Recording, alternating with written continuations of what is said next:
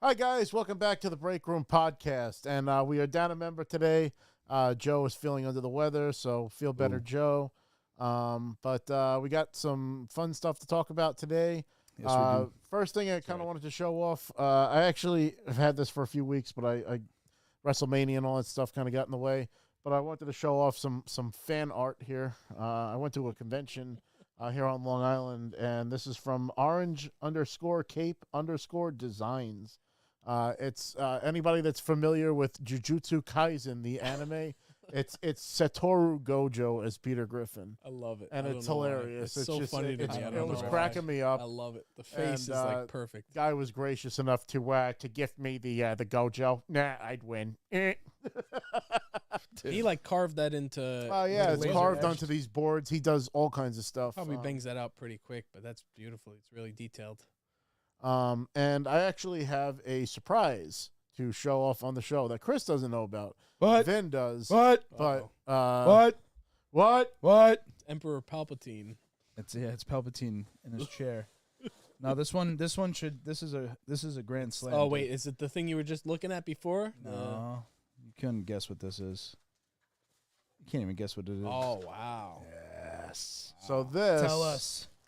is a sign. Oh. What? Signed by What? the man. Sheesh, you're crazy. Stone Cold Steve Austin vest. Wow. Woo! Take a look at that. That's pretty. Beautiful. Take a look at that. That's pretty. Does it feel like real leather? Oh yeah, this is a vest. You know, it's Genuine leather. Wow. What? Yeah, that's up there because I remember the title was up there. Oh, what? Damn, Come it's on It's now. kind of small. That looks like that would fit me.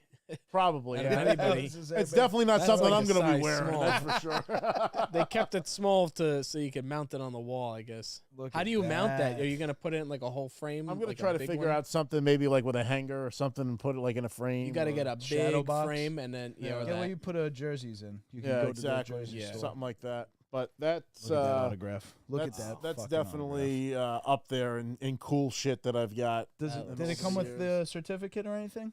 So it's got some kind of a sticker on it. custom hologram. Oh, Yeah, it see, has it's the got the bottom. sticker right It's under right below the the signature there. Yeah, and that is serialized. Oh, So that's take a picture of that. Make sure you have proof in the pudding there. I'm going to try to good- Yeah. Oh, keep that. put it there.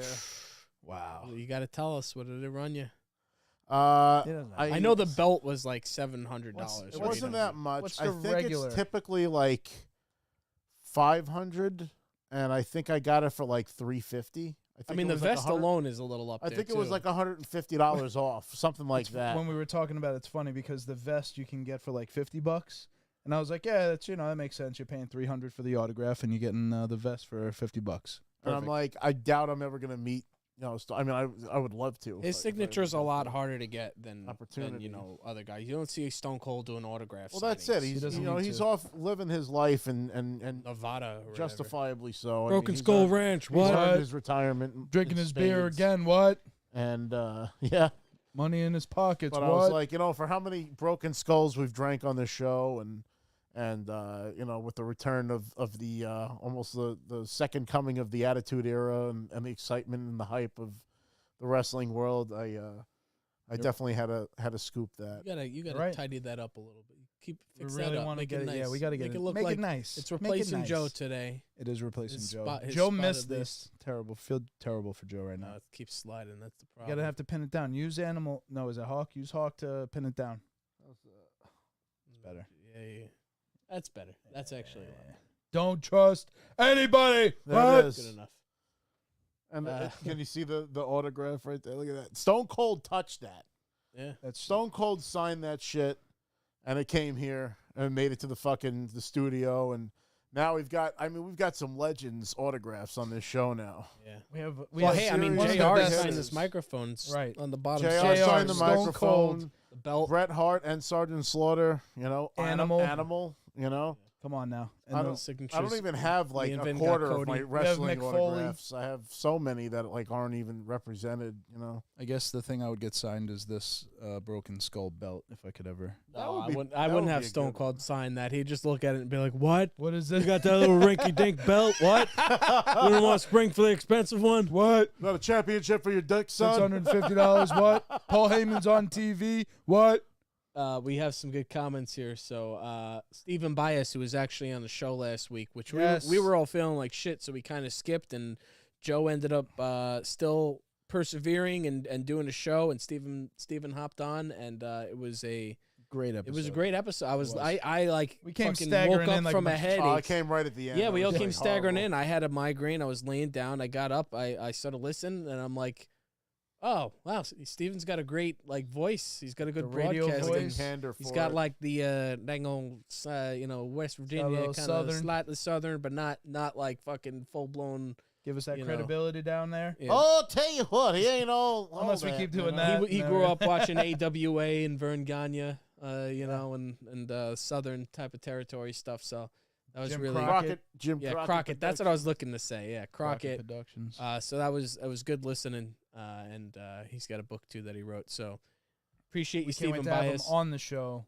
Yeah, we'll on have the you on show. an actual episode talking wrestling. Sorry, I'm trying to post Time this Portal said I've seen Dolph Ziggler, so I guess they meant Dolph Ziggler. That's pretty. Hey, Dolph Ziggler, didn't you meet Dolph Ziggler? I don't think so. No, shit. I feel like you he can't let you get close. I can't let you get close. He's not Dolph Ziggler anymore though. He's what's his nickname? No, I, Another the beer. most recent people I met What? were the Big Show and Kurt C.J. Angle. Perry and Kurt Angle and Tori Wilson. I was That so ain't- that excited ain't to it. meet Tori Wilson. That was so awesome. Oh, But So you said before, we're ushering in, new era, we're bringing in new logos to the show. we That's are right, bringing yeah. new We logos. got new There it is. memorabilia. We got new tag team titles. Yeah, just like the tag titles were updated, we figured it was time. It's a new era. We have a new logo that represents us pretty well with a new title on it. And, Hell yeah. some There it is. Got the video belts, games and man. We rock the belts. microphones. Come on and now. wrestling and whatnot. So it's Incremental upgrades over time. You know, it's just like the WWE. It changes over time. And yeah, so, we're not the same break room we were when we first started. You know, Yeah.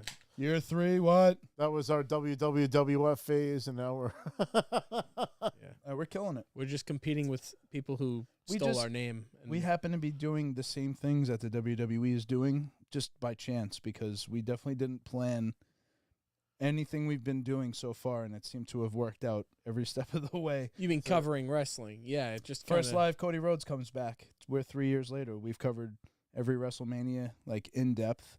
We've, grown as this brand has re-established itself as cool. And, we've got we're to think. pioneers. Tell you We're what, right there, what's right old there. is new again. We've said it 100 times. We'll say it 100 more times. It's need some the basement AMTs of down here. nostalgia and the future in the same time. It's Though we will be taking. We're not really talking too much wrestling today. We got a no, lot but I of did other want to stuff mention, talk about. speedy What- recovery to Rhea Ripley. Did Yeah, want to what- touch on that briefly. She was injured. It's a big hole, big gap. yeah, It's a there- big gap. The kayfabe is that it was Liv Morgan that smacked her with the chair, but in reality, I think she was injured during the WrestleMania match. That's and- probably no, what. they reported it. It happened. She it wasn't because of the chair hit or whatever. It was Her like when she shoulder or like something. hit the wall and like braced herself, I think. And, But they also always say that they got injured here, but they weren't ever injured there. They actually got injured earlier. So you see, who knows? Seth Rollins was wrestling both nights with a torn meniscus damn, in his knee that's because he got surgery It's, just now. fucked. Yeah, they just broke that like a couple hours ago. I saw It makes sense why he got immediately eliminated when he tried to help. he was nursing that knee too, and Yeah. it was definitely sell and it was hurting him. I was letting Sure. everybody know. And again, not too much wrestling to talk about, but two other quick things wrestling wise. We had the debut of a new Bloodline guy, Tamatanga, who is Haku's son. Haku is widely regarded by the wrestling community as like the baddest motherfucker as far as wrestlers go. He would like fuck people up. I think he fucking, I don't know, rip somebody's eyeball out or something. There's like these crazy legendary stories about just how Kevin fucking Owens bleeding? badass he is. Yeah, so Tamatanga just bloodied KO, and that's what we're seeing now. Kevin Owens, getting his ass kicked right another now. bloodline. He's still fighting back, he's too. fighting back. Another bloodline guy, and there's another one still to come with Jacob Fatu, so that's pretty interesting. Kevin Owens is gushing blood, but probably fake. They were trying to blur it. Did you see before? The Crimson Mass! They usually do. They were trying to blur it. They usually go black and white now when somebody bleeds. So, again, this is, apart from when Cody bled, Blood this is all the over first time we've seen red blood on WWE in a while. They've been I guess doing they're it black showing, and white. What would JR say? What would he? He's broken wide open. He's busted wide open. Bleeding like a stuffed pig! That or the Crimson Mask. Yeah, that's another one. Someone's got to help KO. Who's going to help him? Cody's gone in Europe. Oh, is he? Yeah, Cody's in Europe wrestling. And one other thing, too, because, again, I think everyone's a little worn out with the wrestling shit, so we're trying to spare you guys. But they did introduce new belts, and we do have some comments about that. So what does everybody think about the belts? Blackheart Pop Culture said, I'm glad the tag titles are now different. They're a different look.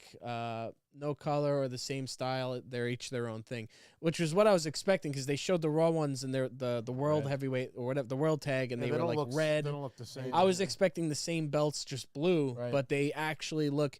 These tag belts that they introduced tonight were fucking cool. They actually look like the original WWE World Tag Team titles. Well, we're finally seeing a WWE that's listening to the fans instead of just what Vince wants. Yeah, seems that way.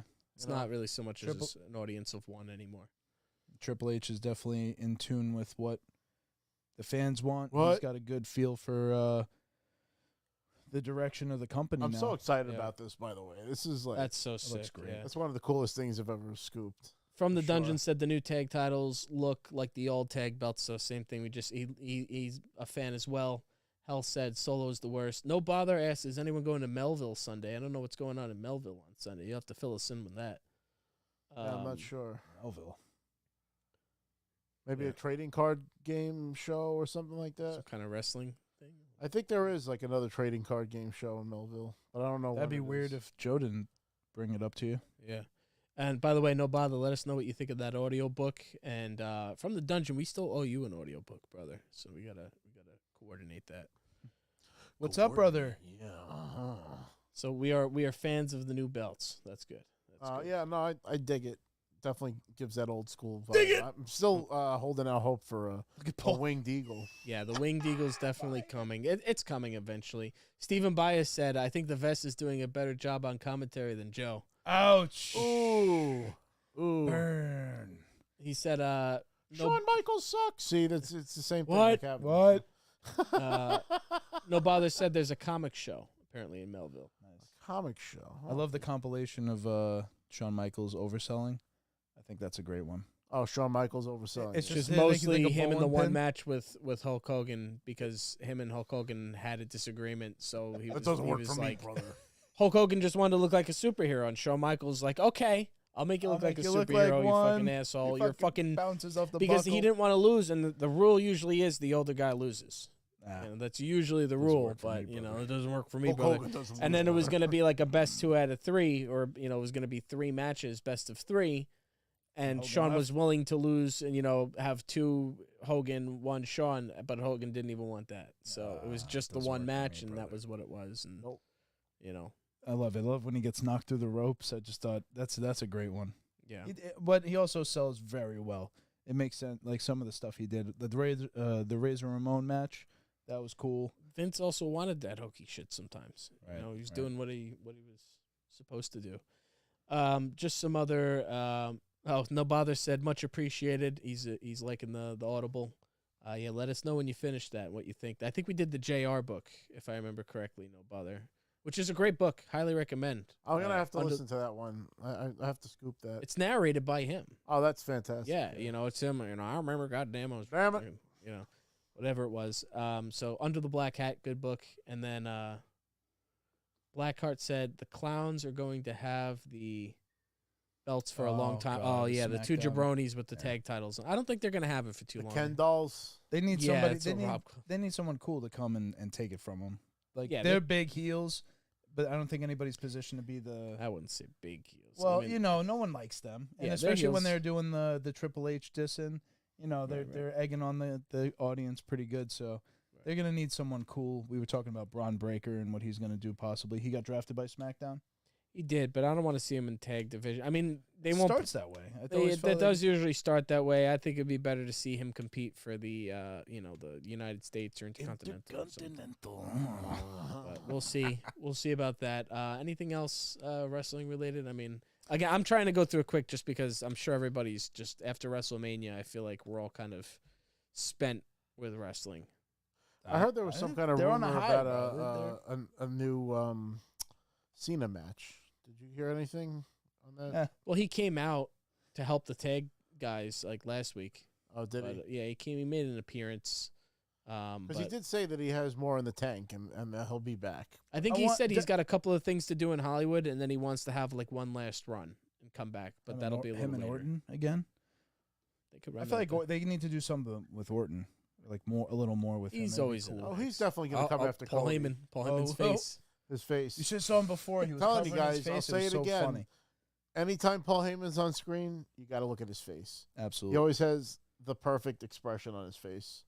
I know Hysterical. we talked about it, during the WrestleMania coverage, but his Hall of Fame speech was just incredible. I'm gonna have to go back and watch that whole thing. I've seen highlights, but I haven't watched the whole thing. Front to back.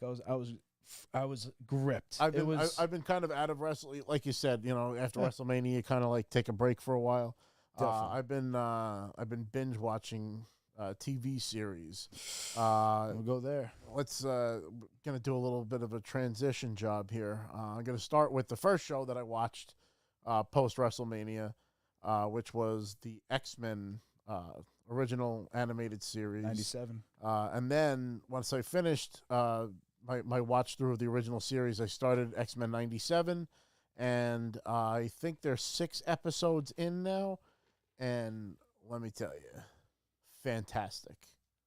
Absolutely fantastic. The show has matured, so it doesn't feel like you're watching a kiddie cartoon, even though like the original show didn't feel like a kiddie cartoon, but it was clearly on network television for kids. Now it's like this is on a streaming service, and they're not bound to the same rules as a network, daytime kids, cartoon block limitation would have. And you watch it back to back, so you have a good feel for the. I watched it back to back. That when there was 5 episodes out, and then I watched the 6th episode when that dropped. But holy shit, fucking outstanding! They brought back a bunch of the voice actors. Like Rogue is the original voice actress of Rogue. I heard they brought back pretty much as many as they could. Yeah, Whoever's unfortunately, we lost the voice actors of Cyclops and Magneto. They both passed away. But Cal Dodd is back as Wolverine, which was really cool because I just got to meet him at New York Comic Con last year. Oh, and I got his autograph, and he signed in like metallic like paint pen. So that's was perfect. Really sick. Can I ask you a question as an ignorant? I don't know too much. I know X-Men, but I don't. Sure. There's a lot I don't know, not as much as you. With Cyclops, when he's got the glasses on, is the beam shooting into the glasses and just stopping, or is the beam not even come out of his eyes when it's covered? The beam comes out of his eyes all the time. Right. The visor has this special kind of glass that like refracts or like dissipates the energy beam so that it's not shooting out all the time. But he can turn it down, and then that will increase or decrease the intensity of the beam that he shoots. So to answer Chris's question too, he's talking about the normal glasses or sunglasses that you see him wear as well. The regular sunglasses are just straight up blocking. They block it, and then the visor is something that can be tweaked and enhanced and changed. Okay, but the beam is indefinitely shooting out of his eyes. Correct. Regardless, just up to the point of the visor. If he takes those off and looks at something, and the beam is not a laser beam. It's a concussive like wavelength. It's not what it necessarily appears to be. Some people confuse it with like heat, and it's not heat driven, it's concussive driven. So that's just a little and there's also speculation in certain, I guess, people that write that were saying that it actually is like an energy force from another like dimension or some shit, or like some kind of other universe where it's like it's like channeling it through his eyes, and like that's like, so I guess it depends on the writer. Right. or what version you're looking at, because you look at something like Spider-Man. There's like Ultimate Spider-Man. There's this Spider-Man, that Spider-Man. The one thing the cartoon's doing is making Cyclops cool again. Yeah, it's another part of. He's not like fucking wimpy, simpy, fucking yeah, Cyclops. He's been but he still has his portrayed- fucking love problems. Don't get it twisted. Cyclops is always in the fucking center of some bullshit, especially with him and Jean. Like, they can never get 2 minutes to be happy. He's very Captain America-y. He's just like the rah-rah But team less guy. so, because Captain America is altruistic, whereas Cyclops has his limits. And Cyclops loses his patience and, like, is still very much a growing leader. Right. I see more of Leonardo in Cyclops than I do Captain America. Okay. And he bumps head with Wolverine a lot. Right? He does, because Wolverine hates is his Raphael. You know what I mean? Wolverine he's the loves loose Jean cannon. He's like, I could do this shit on my own if I had to. I don't need anybody telling me what the fuck to do. Tell Cyclops I made him a convertible. He's also in love with Jean Grey as well. So that's a problem, that the love triangle there. So that's always a play with Wolverine and Cyclops. It's always a hilarious fucking back and forth with them. Literally a year after the original series ends. If you don't want to go back and watch the original series, the way this original series ends is that Professor Xavier is dying. They can't save him. They use Magneto's power to amplify Professor X's psychic abilities to contact Lilandra because they have a psychic link. She teleports to Earth. She's like, "You're right to contact me. We, earthly medicine can't save him, but Shi'ar does. We have the science to be able to save him." She puts some shit on his head. He wakes up. She takes him back to the Shi'ar Empire, and that, cue the credits. That was the end of the original show. This series picks up where that left off, where now it's a Professor X-less X-Men, where Cyclops is leading the team now, and dealing with Magneto and him coming back and kind of taking over for Xavier's spot. Really. Xavier wills all of his possessions and everything to Magneto. Exactly. So he basically leaves in his will the X-Men to Magneto. Yes. Wait, I'm sorry. I was reading the caption, so I might have missed something. When did Magneto turn good? So that's the thing. They were always best friends. They always had an extreme amount of respect. They just had for different each other. visions for how to handle exactly. mutants, They right? both wanted for mutants. It was just they had different fundamental ways of going Xavier about wants it. to integrate. Magneto wants to dominate. Exactly. They're both out for like. So why did he leave the rights, X-Men to him? Because how do you beat your greatest adversary? By making him your greatest ally. You know what I mean? Magneto was changed when Xavier is gone as well. He's kind of and he also fails. They explain that he had a failed coup attempt with. Remember he mounted the army and it failed and all that stuff. So yes. It's the very end of. That's the very end. Like that's the kind of stuff that they gloss over. But then Magneto's back, and he kind of takes Charles Xavier's baton and runs with it. They have Genosha, which is the island that's basically made into a separate government for mutants and like a paradise for mutants because they can't coexist. So we're going to make our own fucking place, almost like a Wakanda for mutants. Right. And the human retaliation and the Friends of Humanity come after them, and the Sentinel robots are revived, and Master Mold is brought back, and the repercussions of all that, and who's really pulling the strings. We really get who's pulling the strings at the end of the latest episode. So, it's really a wild ride. And the 5th episode was basically like X-Men Game of Thrones. It was like, holy shit, I can't believe what the fuck I'm watching. That's all I could read. Everybody's just going nuts over it. And then and they said that was like the first like big episode, but they said that compared to episodes 8 through 10, it's like mild. So we're in for a huge treat. The next episode that's going to be dropping is episode 7. So we still have a couple of weeks before the crazy episodes. Wait, how many are we getting? I think we're getting 10. Okay. Yeah. Not 8. Thank you.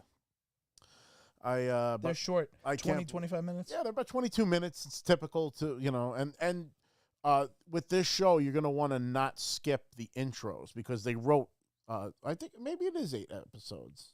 Sorry, if you're skipping this intro, get the fuck out. They're changing the intros for each episode. Oh, okay. That's So cool. there's a little Easter egg, or they show you something different, or like somebody's not in the credits anymore, or something like that. So keep your eyes open for the intros of each episode. And they brought back the original theme. And it was like super sick because like the very first episode, they have them like team up as the fucking X-Men that we know fighting Sentinel robots, and they're playing the fucking original theme, and you feel like a little kid playing with your fucking Toy Biz figures again, and it was like, when Gambit jumps on the Wolverine's back and powers up his claws and shit, and I was like, Blob launches him. This is so sick. Incredible. Oh, man. They're doing good. They're, you said before, wrestling's listening to the fans. Maybe Marvel's listening to the fans, because that's going to be important in the next phase of Fantastic Four and everything we're looking forward to. I think they realized their mistake with a lot of the super saturation of the market. Yeah. And they're like, well, let's fall back on the things that we know that work. And there's been a cry for the X-Men and Spider-Man cartoons for decades. Can I ask another question to the historians here? So when X-Men 97, this was before Fox owned X-Men? No, this was during the time, because this was aired on Fox Kids. Yeah. So this was a Fox show. It wasn't Marvel Studios. So was Spider-Man. Marvel Studios didn't exist then. Marvel was still just Marvel Comics. There was no movie studio. There was no Spider-Man. So it was just all licensed out the Yep. Universal. In the 90s, Marvel was really going bankrupt, so they allowed these cartoons and stuff to try to supplement the comic sales because they weren't making the numbers that they were in the 80s, 70s, 60s, and they were really going to go under. And honestly, what really saved Marvel as a whole was the Iron Man movie. True. That saved Spider-Man, technically, because they sold it to Sony, and Sony paid them Sony back. made that money. I mean, I'm just saying they licensed it, and that just like gave them the life raft. But they kind of used that they money. Getting bought by Disney, and Disney. Well, no. I'm saying they used the Spider-Man money from Sony to make Iron Man in a sense, because it was It was like late '90s, like '99 or 2000 when they sold Spider-Man. And obviously everybody knows 2008 was Iron Man. Well, so I'm just curious though, because I feel like from everything I've heard, the general consensus is that Fox ruined X-Men, and that them owning X-Men ruined everything with Marvel. They dropped the ball with it after a while because the first couple of X-Men movies were good. Then they started making crappy ones, like the one with First the Class Wolverine was movie good. with Deadpool and shit. Like that was like horrible. All right, I'd say this: 2000 was the first X-Men movie. That one was great. That was like the first introduction to a reintroduction to comic book movies after, let's say, like Batman kind of spoiled comic book movies for a little while because Batman Forever, Batman and Robin, it kind of flopped a little bit. And X-Men was more this like, wow, this was believable. It was more believable. You could feel like, oh, this could happen in reality. And that was obviously Hugh Jackman's debut. Well, that was it. That's what sold the movie. It was like him in that fucking dive bar, and then the claws just come out, and it's like, who the fuck is, like... It looked real. The claws coming out of his hands. Like, if you didn't know who the X-Men were, you would have been gripped in that movie anyway. Definitely. So those were really good kickoffs. Fox did a good job up until probably the third movie of that series, which was a little weak. And then they restarted, and they went with more like origins of the mutants, and they went back into the 60s, and where Xavier came from, and Days of Future Past and all that stuff. And those were pretty cool.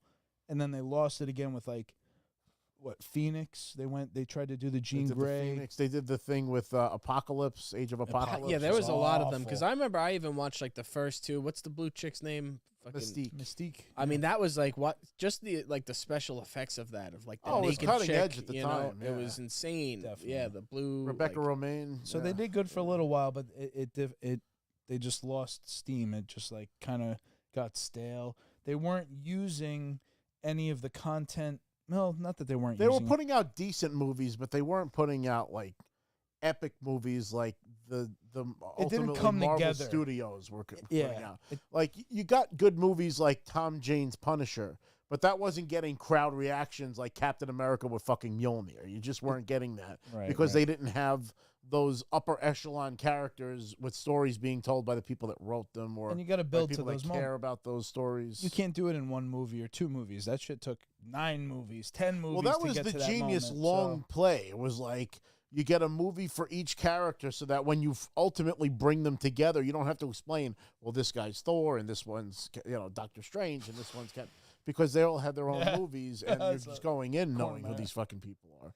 Or you can go see the movies of the people you care about and not see the other ones. It's true. It's hard to skip. Chris has always talked about it, like where it's hard to, he can't jump in because he hasn't seen this, he doesn't know that. It's definitely something where you benefit from seeing all the content, but it also, Marvel, Disney's Marvel Studios definitely has fumbled recently, and we've been, not into it or as into it as we used to be. I haven't seen the latest Captain Marvel movie, and usually I would be on top of this stuff. But now, like you said, maybe learning from their mistakes, the oversaturation, not having a good, clear direction, using X-Men 97 as like the first intro to what will be this next new phase of Marvel and what they're trying to do with Deadpool and Wolverine. That's going to be a really interesting movie. I think Disney's getting a little bit more comfortable with more mature material. You hear Kevin Feige say fuck in an interview? No. Yeah, so That's awesome. that was recent. He basically got the thumbs up to say fuck. That's awesome. And I'm like, that's good because Disney owns Hulu, so Shogun's coming from Disney technically. Yeah. You're seeing they have a mature brand. Well, it's actually coming from FX. But which is an all FX owned show. by I didn't realize that was that makes me want to watch it more. Knowing that's because if Joe was here and if he's listening right now, he's got a little smirk slowly creeping up his face because The Shield on FX is one of the best TV shows of all time. FX used to make some bangers. Sons of Anarchy, which I never really actually watched. They had Rescue Me. They had Rescue Me was great. Nip Tuck was the debut of fucking Peter Dinklage for me. It's the first time I seen it. Right, that's a good point. Yeah, Christian and I forgot the other doctor's name. That's so funny. Sean, right. Yeah, actually, the first time I ever saw Peter Dinklage was when the fucking Lion, the Witch, and the Wardrobe. And he looked like fucking mini Hulk Hogan in that movie. He had a fucking handlebar mustache and he was bald with long hair.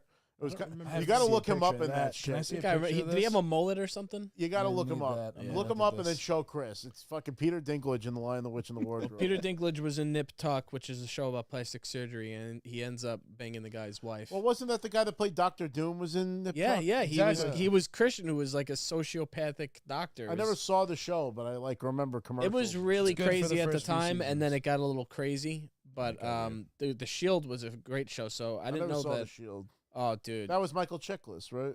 Oh, wow. That's him. Wow, he looks old. Yes, Michael Chiklis was amazing Let character. me see. I can't see. It's an old show, but yeah. See, he's like Hulk Hogan, like a full old. beard. Like he's Show got the camera. the heavy eyebrows and like the hair. Yeah, he looked like fucking like Troll Hogan. Troll Hogan. By the way, Stephen Bias confirmed that the X-Men 97 it's 10 episodes. Oh, it is 10. Okay, sweet. Can't wait. That's great. I watched the first one. I just didn't have time to fully dive in. And also, it's one of those things. It makes me really happy that I invested all this money into these X-Men, like old school, like Marvel Legends figures. Because now I'm not spending that money now because I've already spent it. Because I would just go bankrupt after watching this shit. You have the whole lineup. I'm like, they're all over there. I got to take a Beast, picture and post it to socials. So Hells has a no. I'm sorry. Actually, from the dungeon has a question. They're both mods. Appreciate you guys. And I'm gonna tack onto this question. He said, "How do you feel about the animation, Rob? It looks a little more slick looking. I think. I want to say from the short clip. I didn't watch an episode, but I saw a clip of it. And it looked more like stuttery. Like there was a frame rate. Definitely. There's definitely a different frame rate, but I appreciate the cell style animation, even if it's computer generated, even if it looks like the old cartoon, and I think it's a breath of fresh air because I'm tired of these fucking these cartoons that don't look like cartoons anymore. You know, it's I like I feel like noticed- you almost have to go to anime in order to see something that looks like it was cell made. Right. Now it's like everything's computer generated. It has that CG look. You know, It's not 60 frames per second. So let's say the original cartoon was in the 20s. This is like 30, so it is more than it was. I would say the old one was a little more stuttery. and they have more moving parts but now because they're able to do more. It's like it's not even the frame rate, and it's not just the frame rate, and it's not just the cell shading, but it's also the production or the staging of each scene where they'll hang on an empty alleyway for a minute, and you'll hear the background noise, and it just has that Batman animated series feel where it's slower. I don't know. It doesn't have this crazy intense pace. They're just more, again, 90s with it. It does have that same exact pacing, I would say. It feels the same. I think it's going to open the door for a lot more of those shows to come back, but I just hope that they are careful with their decisions. Maybe work on, one or two series and do them right rather than bring back every fucking show. We don't need every show to come back. We don't need the Hulk and Iron Man and Silver Surfer and like everybody gets their own shows again. It's like maybe work on Spider-Man and X-Men and then, throw in some cameos of the other characters that you own. Don't be afraid of that. It's even always in the funny original when the Punisher series, shows up in Spider-Man. one of the last episodes of the original X-Men series was a flashback to Wolverine storming Germany with Captain America. One weird crossover that did you see they're doing a comic with the Xenomorphs in Marvel? I mean, they've crossed over with multiple. I think the fucking Xenomorphs crossed over with Archie Comics, for fuck's sake. And so did the Punisher once. The Punisher was in Archie Comics. Oh, my God. Like, why? Why? Don't know. Why does the Punisher need to meet Archie Andrews? What world does that exist? They couldn't help themselves. It's insane. Well, they're doing Backlash in France. Last year they did it at Puerto Rico, and like it was nuts. It was crazy, good crowd. This year it's in that France. was Bad Bunny. Yeah, exactly. I tell you, International crowds. it's really interesting how many cultures converge with wrestling. Like how many different countries have a high respect for the sport of wrestling. Right. I mean, America does it, big with WWE, but you go to Japan, you go to Mexico, they're doing some crazy shit in these other countries, and it's like a unifying sport that a lot of countries you wouldn't think would be into it are. Absolutely. It's crazy. But back into the television, we had briefly mentioned it, Shogun. So I don't think you guys have seen it yet. I'm not going to be too spoilery on it, but let me tell you, outstanding production value. Everything I hear. It's Everything so I hear. good.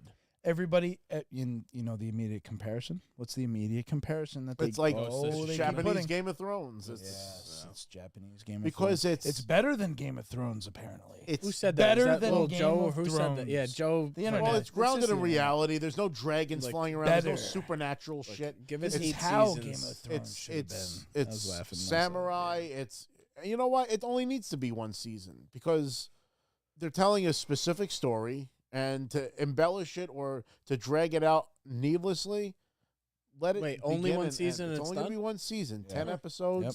9 episodes are out of 10 so far. I'm highly anticipating the last one. Over the Wow. last 2 days, I watched every fucking episode that was out. Binge that whole thing. Binge Nice. that whole fucking thing. I want to. It's not over yet, though. It's not over yet, right? Each episode's an hour long. Love it.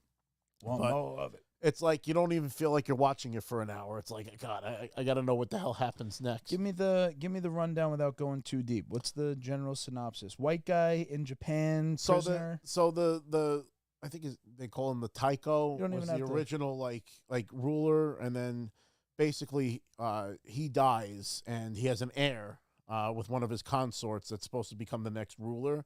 But there's a lot of like political shit, and the Catholic Church through Portugal tries to like infiltrate Japan and like have their influence with the Holy Catholic Church empire.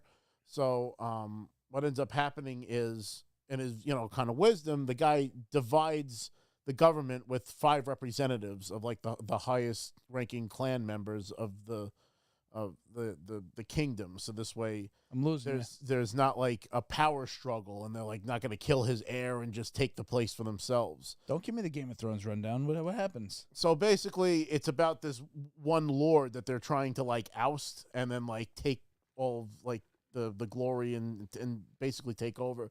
So he doesn't want the power. He's very much like a Ned Stark character. I don't want it. He doesn't want to be the ruler.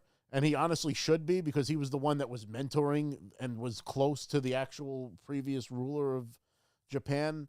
And it's about him trying to survive because all of his enemies are closing in on him. He kind of has to escape.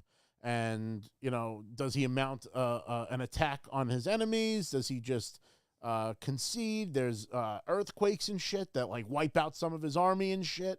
So, like, there's, like, all kind of crazy shit that's happening. And while all this is happening, an English sailor, he's a pirate, ends up in Japan, and he's trying to find Portugal's secret empire, which was, because Portugal had the grip on Japan because they were the first ones that found them and established Catholic churches and put priests in there. So he's trying to, like, I guess, steal their trade routes and conquer and all that kind of shit. And they immediately, like, capture him, and it's like him trying to survive, and he doesn't speak Japanese, but they have, like, the Portuguese guys can speak, he can speak Portuguese because that's their, enemies and shit, so they have to be able to communicate. Right. So they're speaking Portuguese to each other, and, like, initially they don't want to, like, translate for him because he's, like, their enemy, but then, this and that. There's this one actress, Anna Sawai. She's like the main, like, female character in the show. Gorgeous. Holy shit. She's gorgeous. Holy shit. And she's an excellent actress. Everybody is killing it on the fucking show. And the drama, the it sounds like viscera of the fucking heads getting chopped off and shit. Like, they don't pull any punches on the show, and it sounds like I can't say enough good things about it. It's got the political drama behind it. It does. That's where the Game of Thrones-esque kind of thing. People compared this guy to Ned Stark if he was smart. I don't know the actor's name. I think he played Scorpion in Mortal Kombat. Yeah. You know this actor that I'm talking about? He's the one that basically said he wouldn't do the show unless it was, like, authentically Japanese. That's the other thing about the show. It had to be very authentic and true to the roots of Japan and the samurai. And it's very, all the way down to, like, tea ceremonies and, like, the hierarchy of, like, a husband and wife and the subservience and the, like, committing seppuku for honor and, like, like, it's crazy the lengths that they went for honor and, like, like the honor that they found in death for making a mistake and, like, rectifying that by, like, ending your whole fucking bloodline and shit. Like, they took that shit very seriously. And that shit still exists today, too, man. Like, there was, first place I ever actually had a drink illegally. It was this Japanese sushi place in Babylon. I forget, what the fuck was it? Shiki? I forget its name. But we ended up finding out, like, a couple of years ago, the owner, who was, like, real deal Japan, like, they were, like, caught, like, I don't know, embezzling or something. Guy fucking, like, killed himself at the place. Jeez. Yeah, but, like, apparently, though, because somebody knew him and explained to me, like, this is, like, some cultural shit that, goes back. It's crazy. The main character is played by Hiroyuki Sanada. Okay. He was in John Wick, the latest John Wick. Right. And they interviewed him recently, and they asked him, like, what's your dream project? And he said he would love to be in a Star Wars movie. Yeah. And I'm like, could you imagine him as, like a samurai Sith, like they had the Star Wars Visions episode with I think he would kill that kind of role. He would be fantastic. But you can't help but like him. He's you're rooting for the guy the whole time, and even the English guy. Like, initially, he's like, this guy's a prick. He's trying to take all these guys. He thinks who the fuck he is. But then, like, he starts respecting and learning about the Japanese culture, and then he starts picking up on the language, and, like, they treat him like shit, and then you see people start changing their opinions about him, especially the Lord and that kind of stuff, because, like, he saves him a few times, and it's like... It's on where the do your list. loyalties lie? Because he's always trying to like get back to his crew and his ship to like go the fuck home. But then like this happens or that happens, he can't leave. You know, and by the 9th episode, they're mentioning like all this stuff that's happened. The entire show is only over a few months. Like it's not even a whole year. Like what the whole show is taking place in, and it's rectifying. it's making me want to go back and play Ghost of Tsushima. I'm not gonna lie. That's all. Yeah, I never got to play that one. That is such a great game. It's a lot of fun. Regret. It is such a great game, especially with the PS5 now. Oh yeah, with the Perfect. frames. Oh, it's gonna look gorgeous on that. Yeah, you could even play it on Kurosawa mode, where it looks like sepia with like the lines and shit, like as if you're watching a movie. Because I always love using like melee swords. I mean, Call of Duty, I play to use the swords. It's What's like, crazy if about I ever play it at all. there's different fighting stances. It's different very, stances that you can fluidly switch multidimensional. between while you're fighting, because there's different Styles. enemies that the styles will work against. Like there's the brute guy. Like there's a certain strong attack that will break. I will say, shields and shit. Star Wars, the Star Wars Jedi Survivor or whatever. That was something that they did that was pretty cool. Like, you had the different saber fighting. Do you want to fight with 2 sabers or 1 long saber? It's even more fluid than that. And I will say that, like, even like the directional, like when you're tracking a quest, if you swipe up on the trackpad, the wind will blow in the direction you're supposed to run. And it's fucking awesome. Like you'll see like the leaves like gust in the direction you're supposed to go. And I think it's a really creative way. Subtle design, very like nothing about it really is awkward or stands out. Where it's like, oh, this is a video game. All the design is very purposeful. I can't. This guy's looking at the most. My voice is catching in my throat. Destroyed when Naomi. Smackdown. Everybody who's watching Smackdown out there. Everybody. Smackdown. Smackdown. You guys can keep. Why not now? Why not now? Why not now? No, that's on the. I need to watch. When you get close? But when? Let you get close. I want a date. I want just a give me the date. date When? if you know. Why not now? Oh, Why not now? now? Now. And he keeps doing that in his face. He's just like, Why not when now? do they yeah, stop? Fucking Shogun. Watch the shit. It's fantastic. It's on the list. I'm definitely on the doing list. Can't this. let you get close. You gotta at least give. If you're gotta not do hooked by the X-Men, gotta first do Shogun. episode, it's like that. It's like It's funny you said like you want to play Ghosts, and that's the one reason I won't watch it right now because I'm like, all right, I'm playing Final Fantasy. I don't want to switch off. It's a fucking 150-hour game. If I watch Shogun, I'm gonna end I up. bought Helldivers at your behest, and you motherfuckers stop playing it to be fair, entirely. I hardly even started. Joe and him, they both entirely dropped it. Everybody, again, it was strung up on the cross. Other shit came They're not out. getting Final the game. Fantasy Everybody came knows. out. Finally What the got heck? the Everybody game. knows. Actually, Helldivers is one of those games that I will play inevitably. Yeah, It's that's what not- everyone keeps saying. Fucking Final Fantasy's been out for like fucking 4 months now. You guys, I You're can't believe still you guys. playing Grand Theft Auto. You can't Hey, say just another anything day in the life about of the GTA longevity Valet. for games. They made it. They made a 150-hour game, so I have to play it. And it's one of those games that you just want you want to know what's gonna happen. It's not like Going on I'm now. bored, but there's so much to fucking do. There's so many extra things to do. Not to talk about that game, but Shogun looks awesome. And that Also next had to man, show have off to watch Joey. it. He's been sitting Go, here go. with me, but I wanted to show him off on the show. He's a good boy, quiet as a lamb, enjoying life. Like fucking hyperventilating over here. Why not now? Another show that's been on everybody's watch list is Fallout. So Oh. now that I've caught up on Shogun, I was able to watch the first episode of Fallout. Oh, you did? I Fucking remember. watch I it. didn't see Great. anything yet. I thought you didn't watch it either yet. I Fucking didn't. great. Until today. I was like, you know what? I got to at least get an episode in because we should talk about it on the show. Everybody's hyped about it. Did you play the Fallout games though? Because you don't like Bethesda games usually. I tried. I got a decent amount of the way. Not like, So like you know the whole crux game, of the but, like, story. yeah, the nuclear warfare. I know that it was the corporation that started the whole war and shit. Vault Tech were the ones that actually launched the first nukes. They ended up. Were coming they? out I thought to that was say- still the No. mystery of who launched the first nuke. They don't know if it was China or America or whatever No, they country. said it was Vault Tech. I'm pretty sure that they made a revelation. That wasn't from the show, but like I feel like there was like a interview or something. Like I feel like I saw this recently. Seems like on the the swerve internet. that they would want to pull, but I'm pretty sure the whole like part of the lore of Fallout is that they still don't know who actually fired the nukes. I thought they were saying find that, like, out in the company last- that made the bunkers were the ones that started. And that would make the most sense because Kibono, Yeah. who benefits. You'll you see know? by the end of the season, pretty much that answer. You'll get Oh, that. watch so it you all get the already? answer, I, okay. wa- I binged it.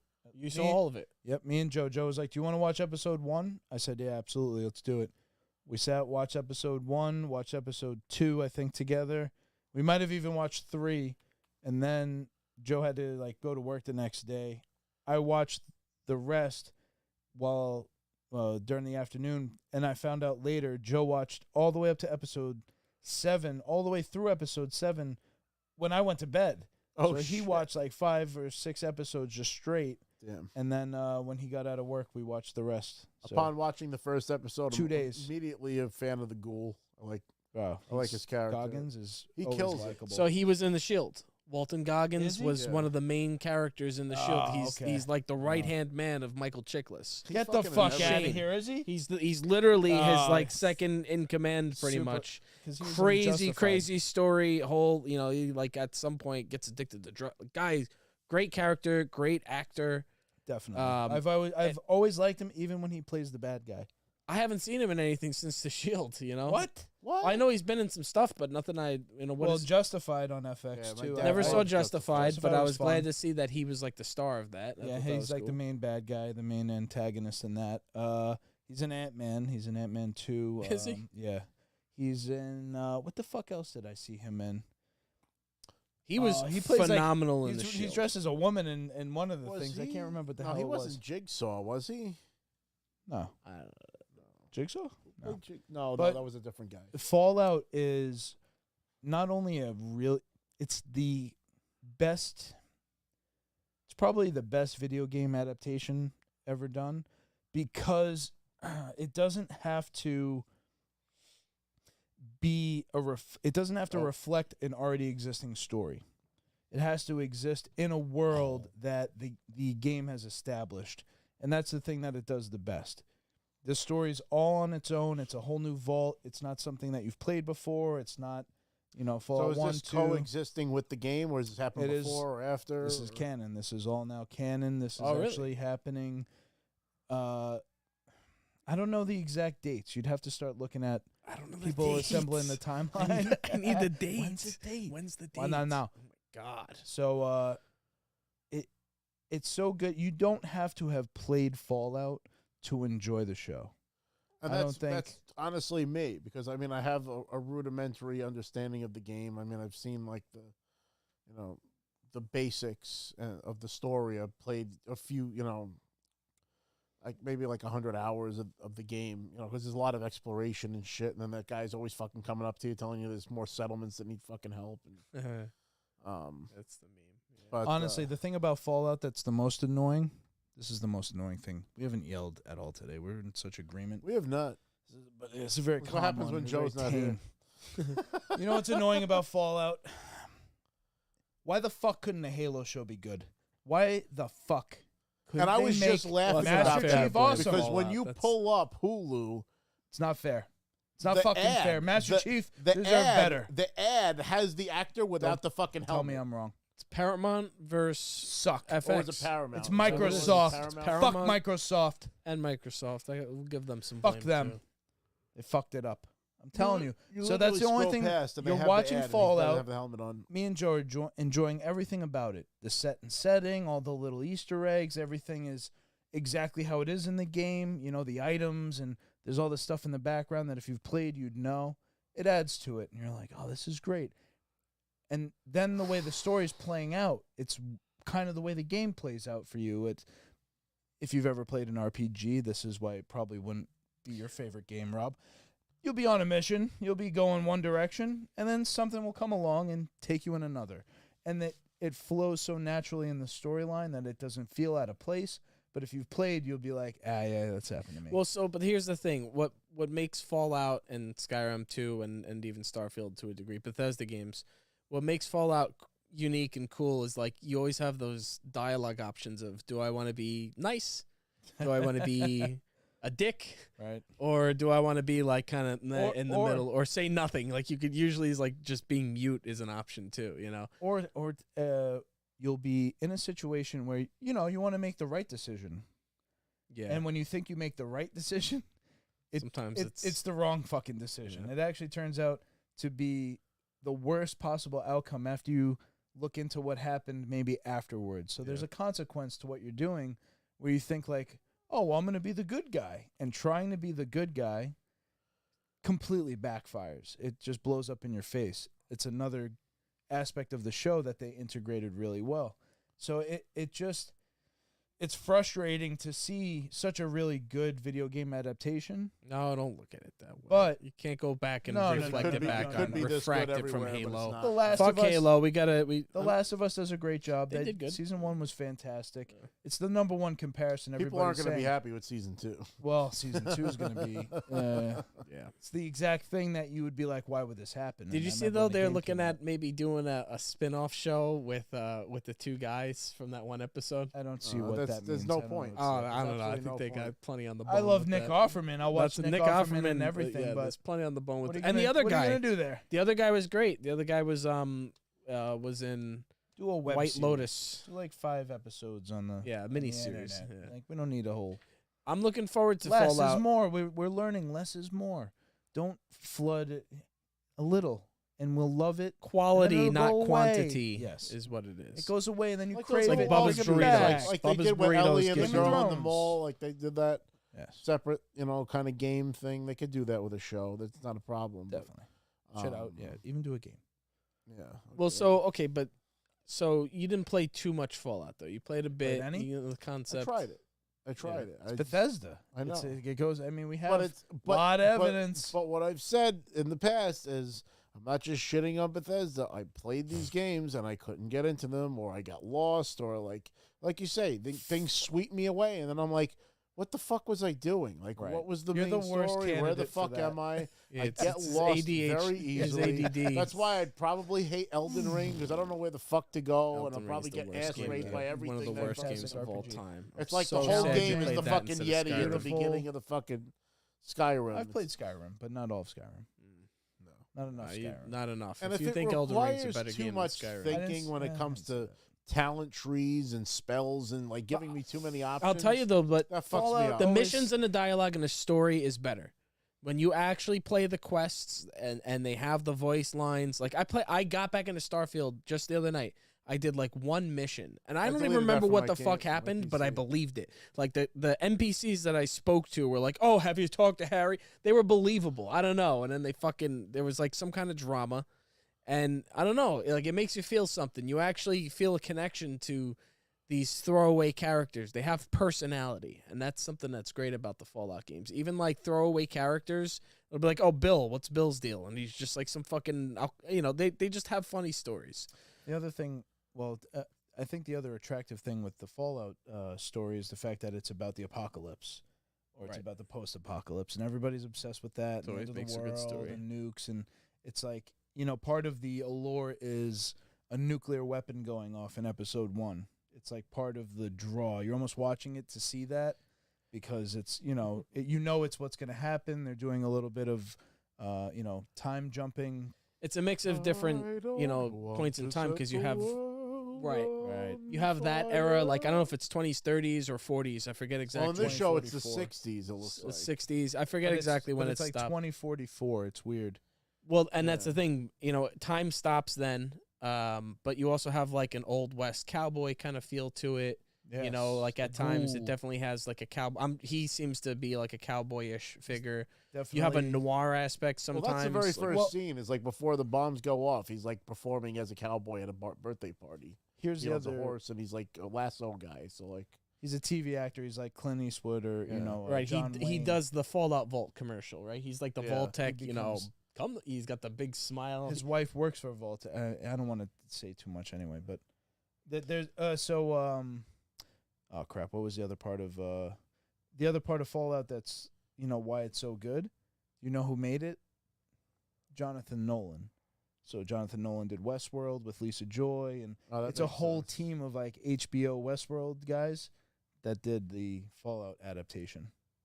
So it really I just hope it has doesn't fall a off little like bit. Westworld did. Yeah, But I don't know. Because that show started off fantastic. Well, everybody loved the Western thing, but once Well, you that found was out it, it was you know, and Once they happening left, in the future, it was actually I went back Anthony and watched Hopkins it. wasn't pretty in it good. anymore. It's, He made appearances. He always fucking playing the piano. Hello, old friend. He'd turn around Robert, and play the they piano. want to do even though HBO canceled it, they This want to line. bring Hello, old friend. they want to do one more season. So Amazon Prime might do the last season of Westworld? Westworld.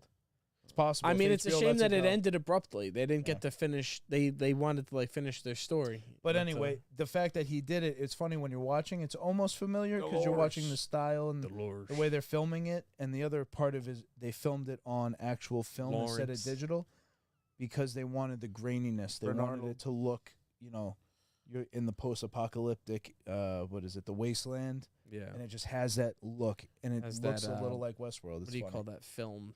I forget what they call that. Like 8? 9mm? There's a name for like that type of I can't film, and it's highly flammable. Oh, right. Super 8 or something like that. Is that the type of film? They named a movie off of it. It's a Steven Spielberg movie.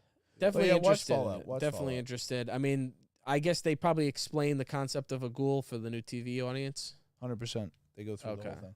They're actually really good at that part, too, where they break down what is what in a fluid manner. Because like somebody just starting out might think it's like a zombie, and I mean, I guess in a sense, It's radiation poison. right? And a lot of But great it's like humor it's to weird it. because it The like one thing- passes on genetically or something. I'm trying to remember. They explained it a bit more in the games, but like it's been so much time. I guess they were born just like they were just. It's people that are born and just live a regular life, but they're exposed to radiation. So just most people look like that don't grow up in the vaults. So there's a lot of ghouls out there. It's not like I tell you, it's got a crazy start to the show though. It's like after like nuke. the whole nukes go off, like even like the whole first episode is like you're just riding. It's like holy shit. Like it just takes 180s like The left and alarm's right. going It's like oh off. shit. and then The they vault- get some life people get inside the denied vault. from the vault. Let That's, them know your next move. they're like, oh yeah, you can come in. No, you can't come in. And it's like, wait, they're like literally not letting people in. It's funny the symbolism for like what the vault people are like versus the people that live in the wasteland. There's a lot of, people in the vault are kind of suburban. They're insulated. They're completely They're out sheltered. of touch. They sheltered. live inside Yeah, of a they're vault. innocent, You know, they're like the people outside in the outside survivors. world look at them like they're like caged animals. pretty much. Right. And you can see when Obey. she finally gets in, she gets out, and it's not like she escapes, but there's a series of events that drives her out of the vault. And when she gets out there, she's like, wait a minute, life has been going on this whole time. The whole world didn't end. It's just that they went hiding while the world kind of changed. fell out. Yeah, it's had to survive For the worse, but Oh, yeah. mutant. I For mean, the- wait would until Wait, they have Here's a slime question: crawl. what would you prefer? Would you prefer to live in a vault, or would you prefer to live in the wasteland? I don't want radiation poisoning. I would say the vault because the radiation is Vault life for I Chris. pretty much live in a vault right now. It's just inside playing video games. So I would be dead if I wasn't in the vault. That'd be it. yeah, the radiation would fucking melt you. You want to be do you want to be a ghoul? That doesn't happen to everybody. Yeah, I mean, There are areas that don't get nuked and don't get completely wiped. I'm sure there's some I mean, most people you need like protection if you're going out there. But yeah, there's areas that are worse than others that you actually need a protection suit versus where you don't. If I remember You correctly. need Radaway. It's called Radaway. Yeah, that was it too. Yeah, you got to keep taking that because radiation poisoning is like a thing in the Fallout games. You got to make Yeah. sure not to get Yep. radiation. That was poisoning. another thing that pissed me off. I'm like, I always got to worry about this fucking shit. Well, no, because you eventually get the power suit. Get Right. the T60, and you're fucking trucking along in the armor. I and think I it's- found the it's armor and I great. was like trying to make it work, and I think that's where I dropped Need off. the power cell and yeah. So yeah. Well, I think that's show what the definitely problem. The brought power back a- cells fucking burn out fast. No, You but have to those are fucking easy get because you it. just quick save the game before you go behind somebody in a suit. You quick save the game and you pickpocket them. You literally were able to pickpocket people in their suits. Just take the battery out, and they would have to. They would just like get out of the suit and start walking. Yep. Great game. It's Great fun. It's a lot of fun. Yeah, it's one of those. It's this the good thing about the show is it's so narrative driven, whereas the game is not exactly that way. It's hard to see the full scale of the story of Fallout when you're playing because there's so many little offshoots. There's so many little You're mini just trying to stories. survive in this Question, world. big question. Do they have a VATS system? Do they have something like that? They don't introduce that yet. There's definitely some things they're saving for Because that's such a distinctive thing about the Fallout series is that auto aim system. Yes. And it would be interesting to see how they try to actually explain that in a real, in a real world type of scenario. Like maybe if she gets a helmet that, I don't know. It seems like one thing that they're always trying to do in this is Vault-Tec is always trying to play with the theme of time. And I wondered if the VAT system would integrate into some kind of, something they developed, some kind of, I don't know, whether material, suit, something they integrated, because they're always like talking about time. That seems to be the one thing. They're like, we'll outlive our competition. That's Vault-Tec's, it's like evil Apple. They're just like, we'll make everything and we'll make everybody dedicated to our shit. It was 214 years that they were in the vaults before this whole. It was like, I think it was 214 years after the nukes dropped that this story starts. I want to know how true that is, but I think so. I don't know if they're like being lied to. I don't know if like everything is truly. Because that would make what's his name 200 years For old. Perspective. Well, they also said, how did this guy stay alive so long? Well, hold on. I'll get to comment. that. For perspective, keep in mind in one of the last Fallout games, you go into the vault, they like kill your wife, take your baby son, and then it ends up turning out at the end of the game, you find out there's this old guy called like the father who leads the vault people, and it turns out that he's your son.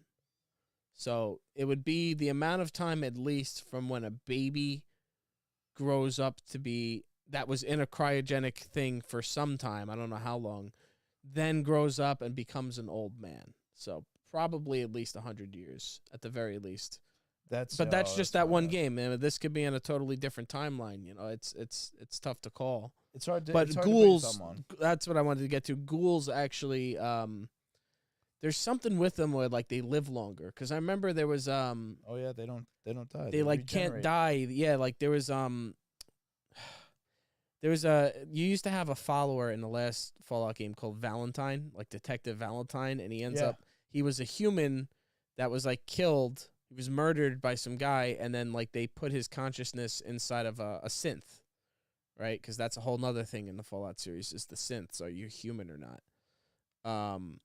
Didn't even touch that yet. And Valentine ends up like finding out that the guy who killed him is still alive. And like even though it's not him anymore, he's a synth. He has the memories of the human, and like he needs to like close out this chapter and like kill this guy or whatever. And then you end up going, you see the guy, and he's been alive for like hundreds of years, and had something. He was a ghoul, and had so I guess they can become like even though it's like a wretched life, it's almost like a vampire that doesn't get fed blood. It doesn't die. It just becomes more and more ravenous, but still alive. I think it has something well, along the lines of with that. The chicken. They put a chicken down and say if he immediately like tears it to the chicken, then shoot him because like he lost his mind. So maybe one thing that I don't know if they revealed in the games, but the ghoul thing apparently seems to be some kind of serum that was developed by Vault-Tec. That might have been it. I don't know if he had a stock of the serum. I'm trying to read that IV bag that was in his. Because you'll notice he has to keep drinking this shit. They'll make it a bigger point later on, but. But is this a show development or is it something? Well, they've already been greenlit for everything's season 2. canon. Everything is what was established in the game. They were pretty like adamant about that whole thing. Bethesda was directly involved. It was like they wanted to make sure it was exactly like the game. Interesting.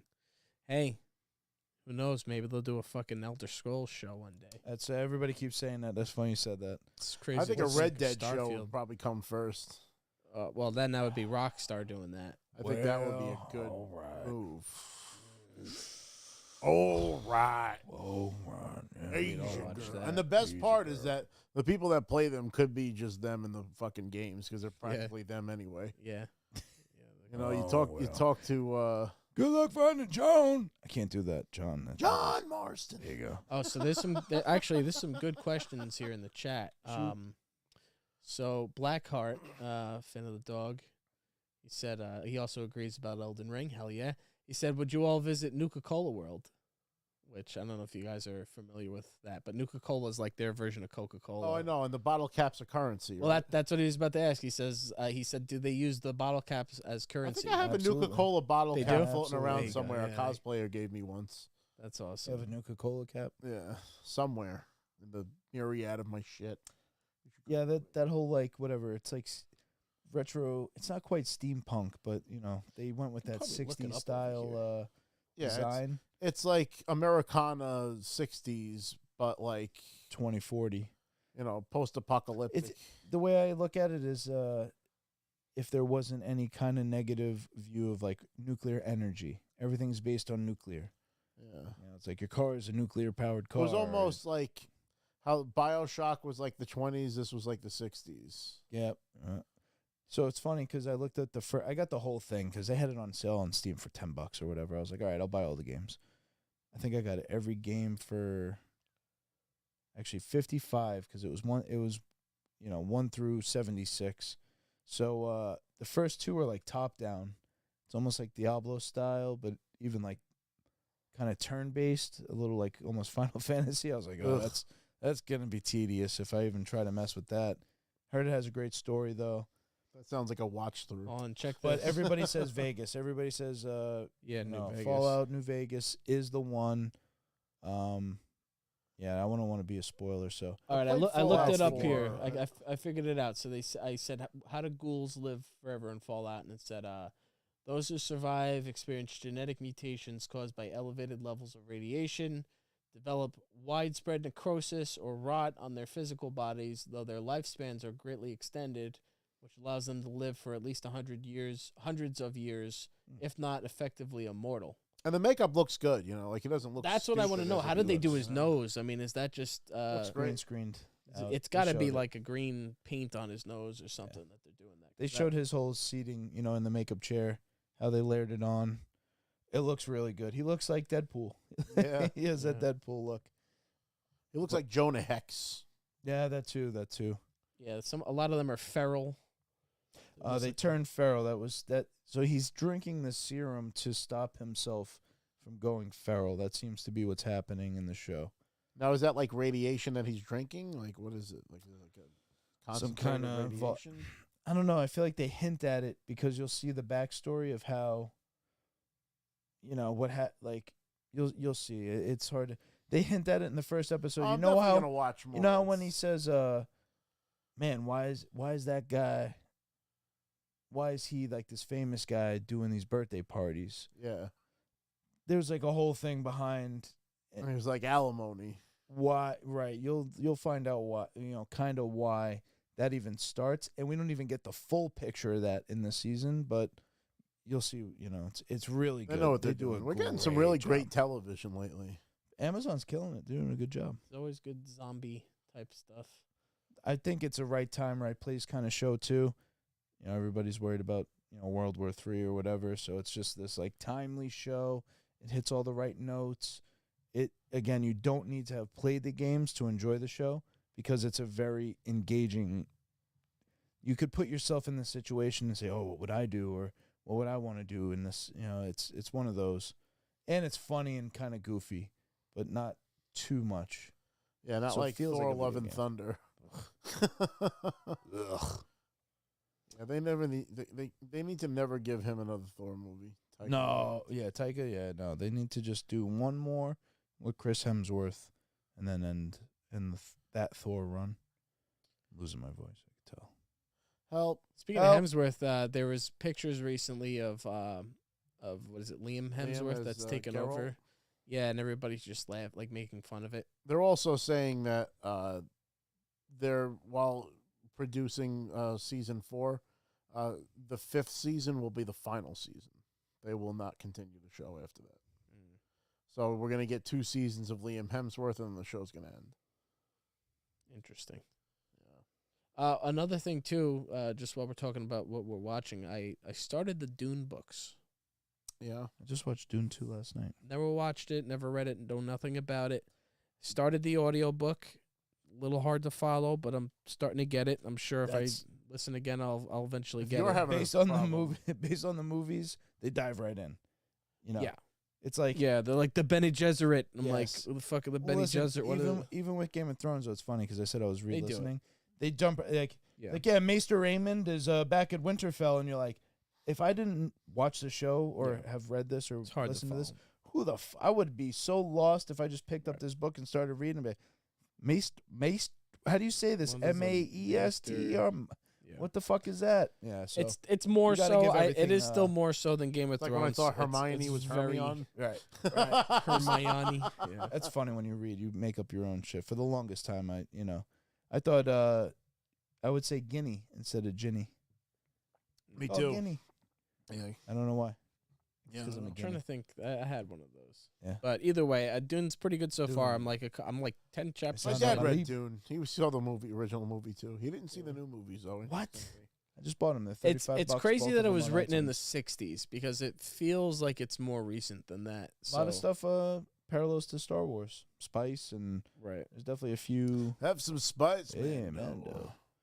Get high Well, off the Star spice. Wars was Dune. influenced by I think Dune. The Dune books, definitely. Oh, the Sarlacc pit monster probably wouldn't exist without Dune.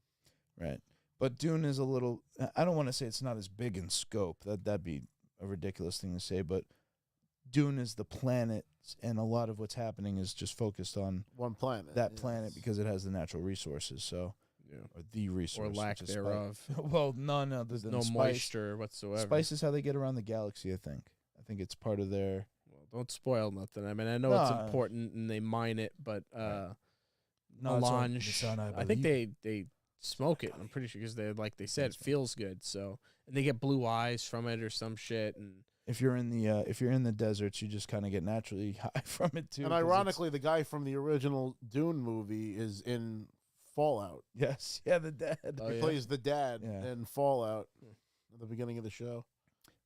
Yeah, no, Dune 2. I say with the new Dune movies, watch it on the biggest TV you can with the volume up.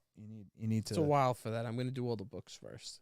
books The first. audiobooks are That's- pretty that's good. a letdown. How many books are there? How is that a letdown? The books I are feel always like better. the I thought books there are was only always one better. book. So then when you watch the No, movie, there's you like go, 3 books or something. "Oh, well, the movie didn't have thought there this, was and the one. movie didn't have that, and the movie didn't have I want to this." do that. I like doing that.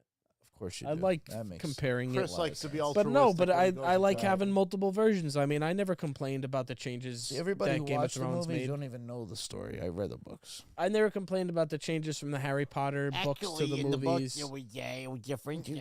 But I like being able to do that shit. That's like the core of being a nerd is comparing the books to the TV or the movie. I mean, Game of Thrones, I loved both versions. Well, that's why I say watch the movies. The only reason I say is you watch the movies first because you get a quick introduction to all the things. So when you're Nah, listening or reading, you're I like, get oh, what I you know mean. You get it. And that's how I and did Game then- of Thrones. But I and want to do then- doing the book first. I want totally come to my own visions and conclusions and imaginations Okay, that's based fair. off of how the book is To be fair, explaining that's how I things. That's did fair. Lord of the Rings because there were That's- no Lord of the Rings movies when I read those books. That's true. It's a Yeah. good And point. then the movie, I'm sure there's things that I won't like. So I mean, we did Thrawn, that I didn't with- like Thrawn. We did that with Game of Thrones because we were able to read whatever 3, 4, and 5 before the seasons came out too. So I watched that season 1 and happened. 2. Could not wait to figure out. So I watched. Yeah. I read everything, and then there was season 3, 4, and so on. But Yep. I Had did to. start with the show first. had to. And then there was things that were introduced in the books that wasn't on the show, and it was later. And I was like, oh, I was expecting this, and they did something else.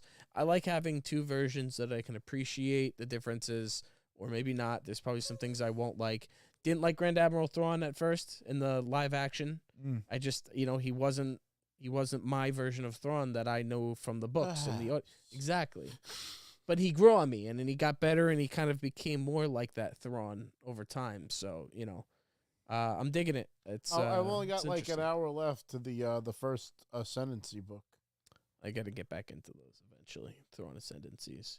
He's going against Yiv the Benevolent right now. Oh, wait. The one that sounds You've Jamaican. You've the benevolence. Yes, he talks. He's got I'm very. going to take you down, Yeah. throne. Yeah. Yeah, it's like fucking. I'm trying to think of like what The video mask game character. Holdings. It's assuring its positions.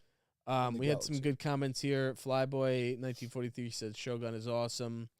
Did any of you watch Masters of Air on Apple? I need to because that's the you should check that out with your dad, Rob, because that's the My dad's already watched it. Band of Brothers. He's up to date with it. He is. Yeah. Sure. Of course he is. Immediately. I need Well, I to. told him, I was like, Band of Brothers and the Pacific. They made the makers of those both shows. Yep. But she watched all of those too. I'm like, I'm definitely gonna watch that. My That's one of dad's a those. big World War II buff guy. Actually, that's another one with the what's his name, Butler, something. But he played Elvis, whatever the actor. Oh yeah, He's yeah. in Dune 2. He's in Masters of the Air.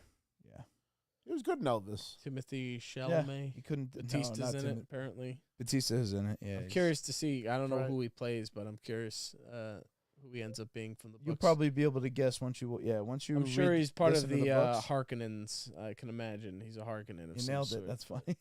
I don't know which Harkonnen he is, but he's part of the Harkonnens. got to be one of them. Maybe the nephew. Chris is going to be buying the vintage toy line. Hell said The Last of Us paved the way for incredible game-driven storytelling to cross over to mainstream entertainment. Good point.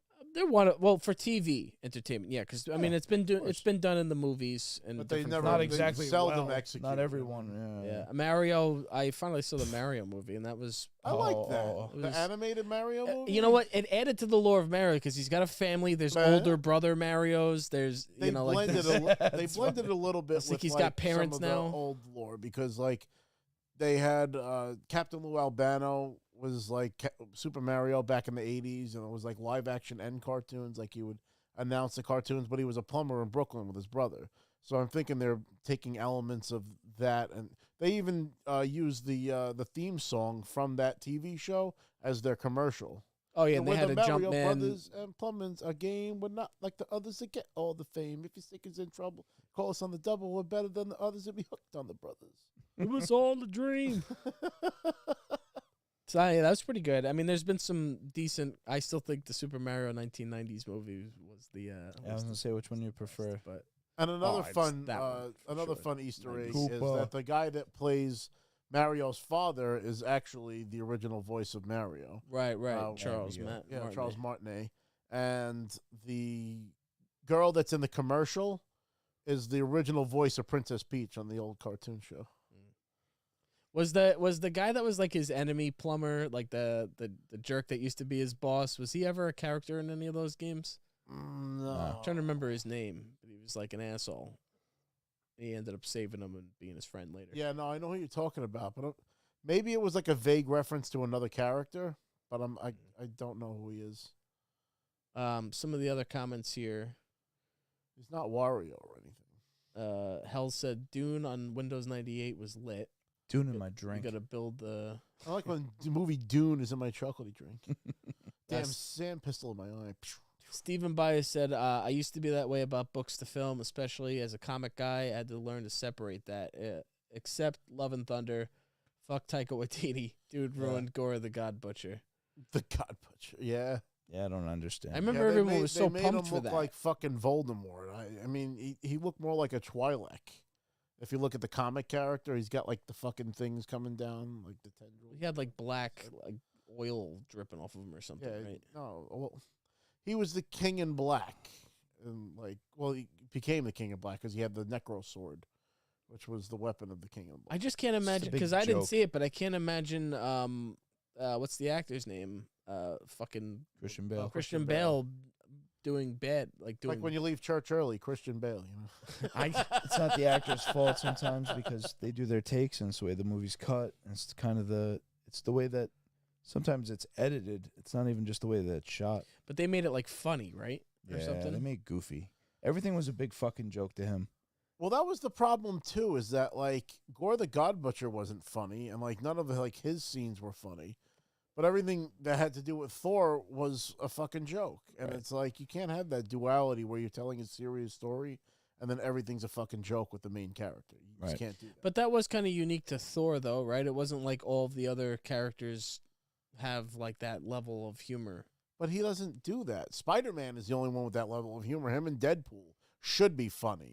They use Thor awkward will use humor. wit, They use but awkward he's not humor. It funny. was You know what I mean? Yeah, they're like you know, Surfer Dude. I don't know. They just make him like And goofy. They turned him Space. into Val Hallen instead of fucking Thor. Yeah, Right. yeah. There you go. Val. Val Hallen from what do you call it? From the Dexter's Lab. Yes, that's what I thought of. When Yeah, that's what they made. I didn't They know made if him you would Val understand. I Hallen, didn't know you yeah. ever saw that. I used to love that I've been shit. waiting to drop that reference, but I figured nobody would know what I'm talking about because they had Major like Glory. Major Glory was Captain America, Yep. and then they had Kronk The or whatever Kronk, his name yeah. was. Yeah, the shit was funny as Oh, hell. man. He is. That's And what. they all lived in an apartment together. Yeah, exactly. That's what it reminded me of was The Justice Val Hallen. Friends. Yeah. Yes, the The Justice Friends. Justice Friends. Yeah. Thank The Justice Fruit Justice Pies. Friends. Do you remember that? Thank Justice Fruit Pies. Yeah. That shit was funny as hell. And that's where they actually they did a crossover with them and Dial M for Monkey when they brought in Macho Man Randy Savage as Yes. champion of the universe. Yeah, he was a villain once. Yeah.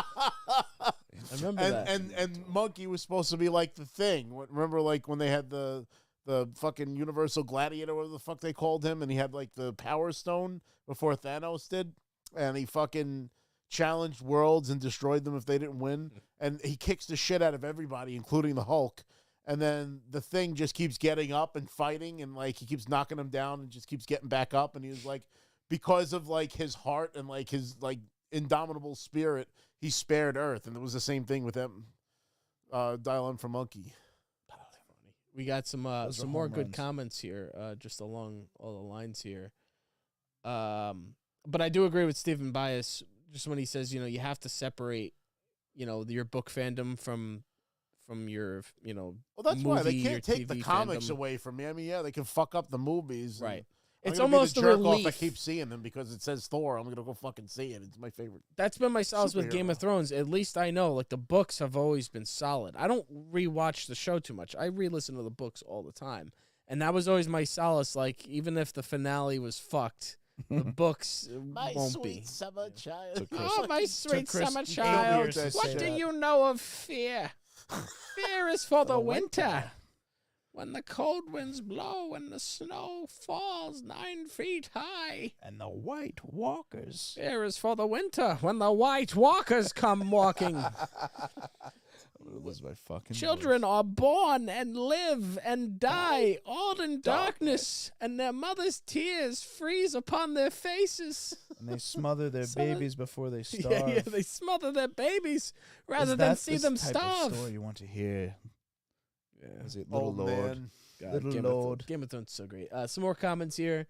Did they ever explain her lore in the books and like who the fuck Old she man? is? Yeah. She's So related Old to- Nan is Hodor. Hodor's. She's somehow related to Hodor, Yeah. and I have a theory that Old Nan is actually just like an immortal being, because the whole story with Old Nan Shogun is of the that she's She's an observer. like always like well, they thought she was like one of Ned Stark's like. She came in to serve a Brandon, but they weren't sure if it was that Brandon or the Brandon before that. And there's just like a lineage of Brandons in the Stark, lordship. So nobody really knows when she showed up because it's Oh my always gosh. like, well, we thought that she was then, but apparently she was there even earlier. So she served somebody named Brandon, but I think she's like 1,000, she's hundreds of years old. She's one of the and- children of the forest in disguise. She could be. They have characters like that where, they're like old crones that just, live for a very long time. And, a lot of the Female stories that three-eyed she, raven. a lot of the stories that you were told, they would I mean, say, if that's true, then it kind of makes sense that Bran becomes the, three-eyed next raven and all Bran. that shit because she, was like the other, like, otherworldly character that, like, fostered him and, like, basically helped raise him. yeah. I'm trying to remember what the name of the three-eyed raven actually 'Cause he is. was- Brynden. Technically, Bran was taught or raised by the two oldest, wisest fucking beings in the history of the realm. Because if you're saying that Old Nan is, however old she is, and then the three-eyed raven in the tree giving him all that knowledge and shit. Old Nan was the connection of the Starks to the lore of their people So, well, and the history of their people. based on what they did with him in the show, will Bran become like kind of like a fucking very long-living being because he's a three-eyed raven, or does he kind of lose that power by the end of the show? No. Well, in the books where it leaves off, Bran finally reaches the three-eyed raven. The three-eyed raven is actually a Targaryen bastard. They'll tell his story eventually when they tell the Blackfire Rebellion. Is it a power that's passed down? There's no real explanation of it before Brynden Rivers.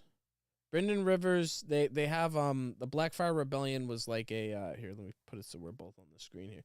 The Blackfire Rebellion there was multiple Targaryen bastards. There was one asshole king that just followed a bunch of bastards, and on his deathbed he legitimized his bastards, and he gave one of his bastard sons the Targaryen family sword. So many people saw that as a sign that he really wanted his bastard to be his heir. On top of that, too, the actual Targaryen heir that becomes Targaryen king, not the bastard, he marries with Dorne, and his son has like brown hair, and people are like, oh, those aren't Targaryens, they're Dornish, and everybody hates the Dornish at that point. So, Civil War breaks out, and pretty much Brynden Rivers has always been known to he was like a Varys, where he was like the master of whispers, and they said he had 1,000 eyes in one, and he just had like this mythical power that like he seemed to just always know stuff, and people said he always had spies. But he's actually apparently has like the face changing ability. Many people theorize that he's actually playing this other character in one of the Dunk and Egg stories. He's going to be in the Dunk and Egg stories. That's actually part of all this. Dunk and Egg takes place right after the. So he's like the many-faced god, where you just peel his face away. Apparently, might have that power. People think because there's a character, something Plum. Does he also have the power of like the warging or whatever the fuck they do, where they can like? That's one of the theories of how he's able to be everywhere and hear everything. Is he controls crows? I think he's known as like the Blood Raven. He has like a wine colored like birthmark on his face, and he has like the red eyes. He's like an albino with like white hair and like red eyes. He's a Blackwood, which is the Blackwoods are a family in the Riverlands that are like the old gods. Like they're like the Starks, where they're the First Men. They're derivatives of the First Men, and they keep to the old gods. But they're from like Catelyn's territory, so they have that connection similar to Winterfell, where they worship the same gods. And they have the trees with the faces over there too. Yes, actually.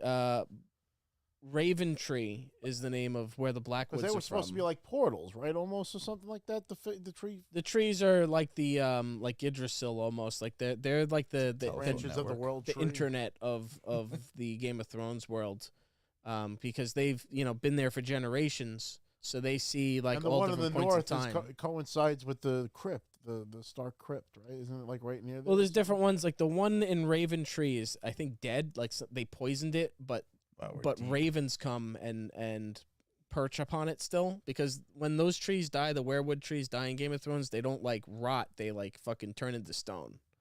They like I forget the word for it. Petrify, yeah, and they just like turn into hard stone. But ravens come to the leaves, so there's still some connection with the old gods and those powers and the warging, yeah. So it all kind of, as far as like they explain in Game of Thrones, like he's the first to kind of have those powers.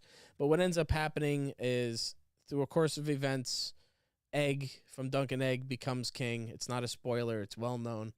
It's it's part of the timeline. And spoiled the show. That's not even. That's it. Nobody's gonna watch it now. Brynden Rivers, who's who becomes the three-eyed raven. He pretty much welcomes It's kind of a sorcerer. He welcomes a Blackfire claimant.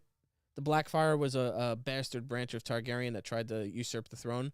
He welcomes a claimant to Westeros to make a claim to the throne, and then when he gets there, he has him killed. And when Egg becomes king, he thinks that makes the crown look bad, because now nobody's gonna trust their word. If you're promised safe trip, and then they'd kill you, nobody's gonna trust the word. So he sends him to the wall. So Brynden Rivers goes to the wall with Maester Aemon when he's still younger. And he was also a Targaryen, right? Mm-hmm. Yeah, Maester Aemon was a Targaryen as well. So they actually go together. The Mad King was his brother? The Mad King was Maester Aemon's nephew, I believe. Yeah. Yeah, because his brother His was, brother was king. no, even more great. His brother was Egg, and Egg's son was Jaehaerys, and Jaehaerys' son was Aerys. Oh, So he was the great uncle. uncle to the Mad King. So Egg was a Targaryen. Yes. Yeah, Egg is short for Aegon. Oh, okay. And he initially meets Sir Duncan, and like he has a shaved head, and he doesn't tell him that he's How a many Targaryen. generations before House of the Dragons is this? This is after. So Is House after. of the Dragon takes place at like year 100, Okay. whereas Game of Thrones takes place at like year 300. Oh, okay. And this is like So it's several generations. Duncan Egg later. would be like year 150 or like the great Yeah. great grandkids 170. or whatever. Right. people. Duncan Egg takes place, like So I I'm think guessing Aegon is a recurring name, like Oh, Lan yes. was with the Starks and shit. he had Six. Aegon the First was Aegon the Conqueror. He conquered Westeros with his two sisters, Rhaenys and Visenya. He had two sons, one with each of his sisters. One was Aenys. I knew that was it's Aenys, but people say Aenys. And Aenys Targaryen, the biggest ass of Aenys. them all. he was kind of like a weakling. He can never live up to his father. He was like a He was a weak ass. he was like what the fuck is his name? He was like When- not Bill Watts. Bill Watts' son. Stephen Bias, help me out. What was Bill Watts' son's name? He never lived up to his father. But anyway, The makings of a varsity athlete. and then the other brother, which was from Aegon the Conqueror's other sister, was Maegor the Cruel, and he was a sick fuck. And pretty much when Aenys dies, Maegor the Cruel seizes the throne, and he's like ruthless. He like starts killing Aenys' sons, and he's just the ruthless. Maegor the Cruel is a sick fuck. He like disembowels people and That's fucking. fun. He had them build the Red Keep, where like the castle in Westeros, the castle that everything's based out of. He had them build that castle with all these secret like tunnels and stuff like that. And then he held a party for all the builders and he killed them all because he didn't want anybody to know his secrets. But then he had trouble getting stuff built after that because all the builders were dead. But So it was He kind ends of, up it was the kind of poetic classic. justice that it gets destroyed. yes, and here's a Always. really cool Always. thing you guys will appreciate. The thing with Maegor the Cruel is he keeps trying to have children and they all come out like deformed and like fucking like hideous and like got little goblins or something. And the throne spurns him. The throne cuts It him. poisons him. Right. And that's the thing that takes He place in dies. House of the Yeah, Dragon it's like where weak kings get poisoned by the throne. that's where like the whole thing is, oh, the throne rejected him. You know, like that's like a reoccurring thing where the throne almost has like a character of its own. It's You made out know. of fucking swords. What do you expect? It's gonna kill Right. you eventually. But that was a new thing that they introduced in the show where It was much bigger too in the books, right? It was like a whole fucking. Oh, it's well, that's tower. where in House of the Dragon they two made it more levels. like it was in the book. There's at least swords surrounding the whole area. If you realize in House of the Dragon, the throne's much more bigger. but- It's they spread it out more. But even George Martin said, well, in season 1 they wouldn't give us St. Patrick's Cathedral or whatever. He said Right. they wouldn't allow us to have a space big enough to build the throne I had envisioned. But you know they did their They had best. to make sacrifices. Yeah. That was one of them. Yeah. Did you see the wrestling girls posed with the Game of Thrones? What was it? Yeah. The Liv Morgan and C.J. Perry, and who was the other one? JoJo, which is Bray Wyatt's the House of late the- Bray Wyatt. Eric House- Watts. Thank you, Stephen Bias. Aenys Targaryen was pretty much the Eric Watts of Westeros. He could never live up to his father's reputation. And then Maegor the Cruel took over. Even though Aenys' son was supposed to inherit, Maegor the Cruel just like moved in on the throne and like fucking took it. And yeah, the throne ended up spurning him. And then And we're getting House of the Dragons back in June. June. June. Yeah. June 16th. Early or late? Like right in the middle. Oh yeah, it's June 16th is the day after Sam's birthday. Oh, that's Mandy's birthday. June 16th, nice. Yeah. And just to tie it all up for It's you, gonna- after Maegor the Cruel, Jaehaerys came, and Jaehaerys is the king at the very beginning of House of the Dragon. He's the old king that's like, who's my heir gonna be? And then they name it as Viserys. So really, House of the Dragon is not that many generations after the Targaryens kind of first conquer Westeros. It's like 4 generations Yeah, or they, so. I think they explained that. It's 100 years into the reign of the Targaryens. So pretty who much. ruled before the Targaryens? Nobody. It was First the men. it was the They were 7 just separate kingdoms. Yeah. 7 kingdoms, and even then, it's not really 7 because you have Winterfell, or you have the North, Winterfell, You have the Vale of Arryn. Well, was the North the biggest? The North is region? bigger than like all the All other put regions, together. pretty Because it much has combined. the wall and all that shit too, and Not even just that; it's just a big Arctic, From River Run snow and north. It's all to Yeah. Winterfell, and then north of Winterfell to the wall. It's like Right. King Robert says it to Ned actually in book 1. I just said he goes, I keep I always forgetting forget- that you're bigger than the rest of the kingdoms combined, almost. Yeah, it's That- definitely Winter, the emphasized. North is pretty big. There's a lot of parts to it. You have the Riverlands. You have the West, which is the Lannisters, the Westerlands. You have the Marches, which is like the Stormlands. Greyjoys in the west. Yeah, you have the Greyjoys. So there's multiple territories, and there was all just a lot. Actually, no. Here's an interesting fact. Highgarden. Actually, it was a Greyjoy that was dominating most Oh, of the Westeros. There was Harren, Black Harren, which is, they have the castle Harrenhal, which is the giant melted castle. So Black Harren, pretty much, they were Ironborn, and they took over like all the Riverlands. They took over. because they were seafaring, right? They were seafaring. They took over the Riverlands, and this guy was like a brutal dictator that pretty much like enslaved the people. And they built this giant, massive castle of Harrenhal. Mm. And like right when he built it, Aegon the Conqueror showed up, and he pretty much said, "Bend your knee to me, or I'm gonna melt your castle, or I'm gonna burn you alive, or whatever." And the guy was like, "You can't. I got a castle. You can't burn me. Rock doesn't burn." And then he said, "Come tomorrow, your line will end." And he fucking melted Harrenhal, Turned and killed into all an of them. Oven. He Which turned then the whole- North saw that, and they were like, "All right, fine, we'll bend the knee." Yeah, we'll make peace. That's why the North ended up joining. And there's a whole story of Aegon the Conqueror. If you want to know the backstory of like the whole lineage of Targaryen kings, it's all written. They have a book called The World of Ice and Fire, and each king Yeah, I has think you like a showed me that chapter. book, yeah. It's great. Every king has their own story. I could tell you every Targaryen king and an interesting fact about every one of them. And now we have 2 of them because we got the second one when we went to the George R. R. Martin thing. Yes, got the that's like the autograph book. Fire and Blood. It's more It's that's specifically You Targaryen. think he's ever going to Specifically finish the fucking Targaryen. book? What? You think he's ever going to finish his fucking books? well the problem. No.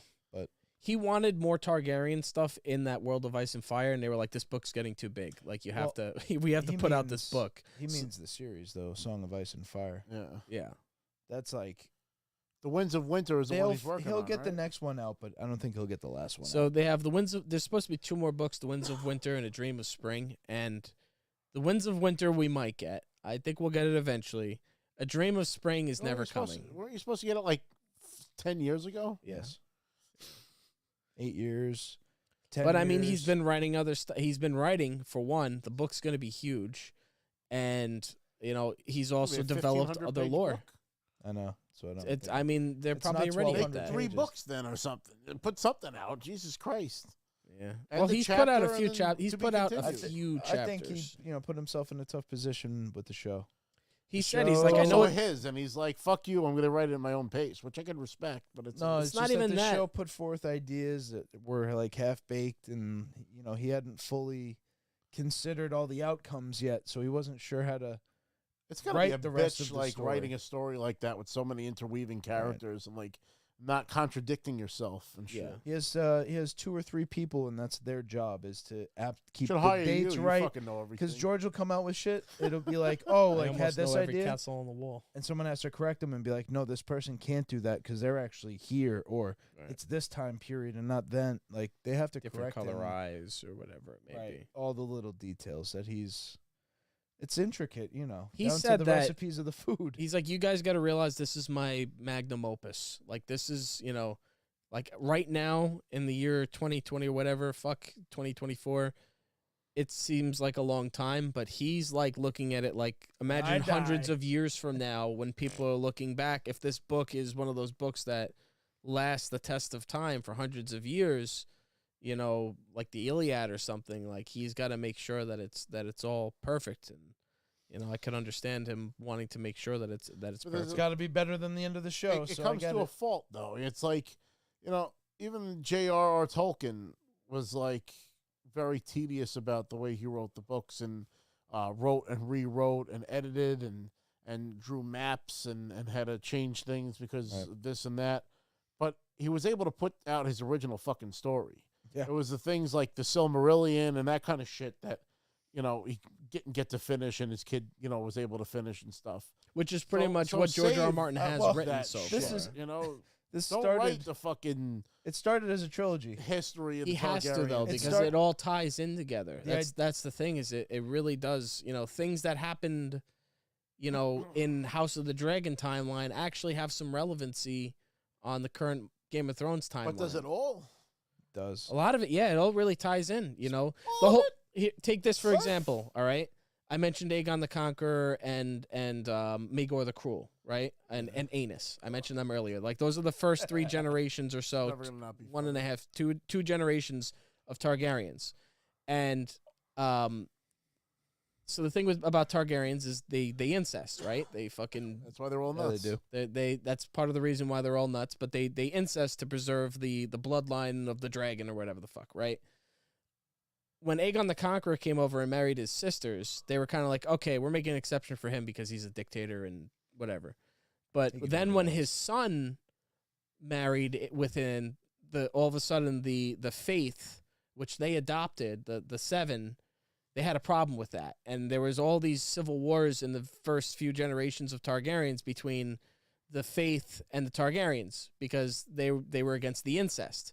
And it ended up ending with Jaehaerys, where they made an agreement, a new rule, which was the rule of exceptionalism, which is that the Targaryens were special. We understand that incest is weird, but the Targaryens are a unique exception. They ride dragons, and they de-established. They got rid of the faith militant. So the faith actually had an army of soldiers, and there was this whole civil wars. Well, that's when it came back in Game of Thrones. Exactly. That's what I'm saying, is they made this whole agreement. The faith will no longer have a military because the crown will defend the faith, right? But then in the Game of Thrones timeline, the crown owns the faith. They owe them like 1.5 million in gold. So Cersei, once Tywin dies, just goes to the faith, and she's like, oh, well, how about instead of me paying you back, you guys can arm yourselves again. You can make your own military to defend yourself because the crown was too busy fighting other wars. And that's where like Maester Pycelle's like, Your Grace, you cannot arm the crown again. And it backfires on him because then the faith becomes bigger than the crown. So there's like all these stories that, maybe you didn't need to know that to appreciate it when you watch Cersei blow up the church in Game of Thrones. But when you know that backstory, it makes it all that more special. There's a lot of stuff that And ties how much back in. worse it That's is just the way they brutal. ended it. I don't hate the finale. I do. I still, because we could have just got 2-3 hour movies. Why wouldn't Jamie just step like 3 steps over? That was always nitpicking to me. That the rocks fell on Makes them. no sense. They could have moved over, She but should then have fucking burned by a dragon. it's a Hollywood, Should have convenience. fucking burned by a dragon. I didn't want to see Jamie burn. I would love to prophecy- see them burn, and I'd love to see his That's not fake the hand prophecy. being laying in the ashes. The whole prophecy was that that's how- Cersei and would that's how- die with the arms Together. of the Valonqar around her. Yeah. And she always thought the prophecy, Cersei, the reason she hates Tyrion so much, Cersei, is because there was this woods witch that prophesied that she would die by strangulation by the Valonqar, which she found out means brother in Valyrian. So she always thought Tyrion was going to be her killer. She thought Tyrion was born to murder her because this woods Her witch mom died, prophesied a bunch of other stuff that came true. She asked, will I marry the king? And the woods witch says, no. She says, will I marry the prince? She meant Rhaegar. The woods witch says, no, you'll marry the king. Cersei didn't know what that means, but what they meant was you're going to marry Robert. She said, will I have children with the king? She said, you will have 3 and he will have like 9 because Cersei had 3 with Jamie or whatever. His 9 and- bastards. And then, Robert had all the bastards. And then she said, gold their crowns will be and gold their shrouds will be. Like one by one, your children will die. And eventually a younger queen is going to come to take everything that you know and love away from you. And in the end, you will die with the arms of your older brother wrapped around you. And she thought that was going to be the redhead that married Joffrey, but it turned out to be Cersei Daenerys. thought that the younger queen was Marjorie Tyrell. That's why she Yeah. fucking hated her. She wanted to forestall the prophecy and take her out before she took her out. That's why she hated Tyrion, because she thought Tyrion was going to kill her, when in reality, in the end, she died with the arms of her brother wrapped around her because they died together in the crypt, wherever the fuck it was, when everything fell on top of her.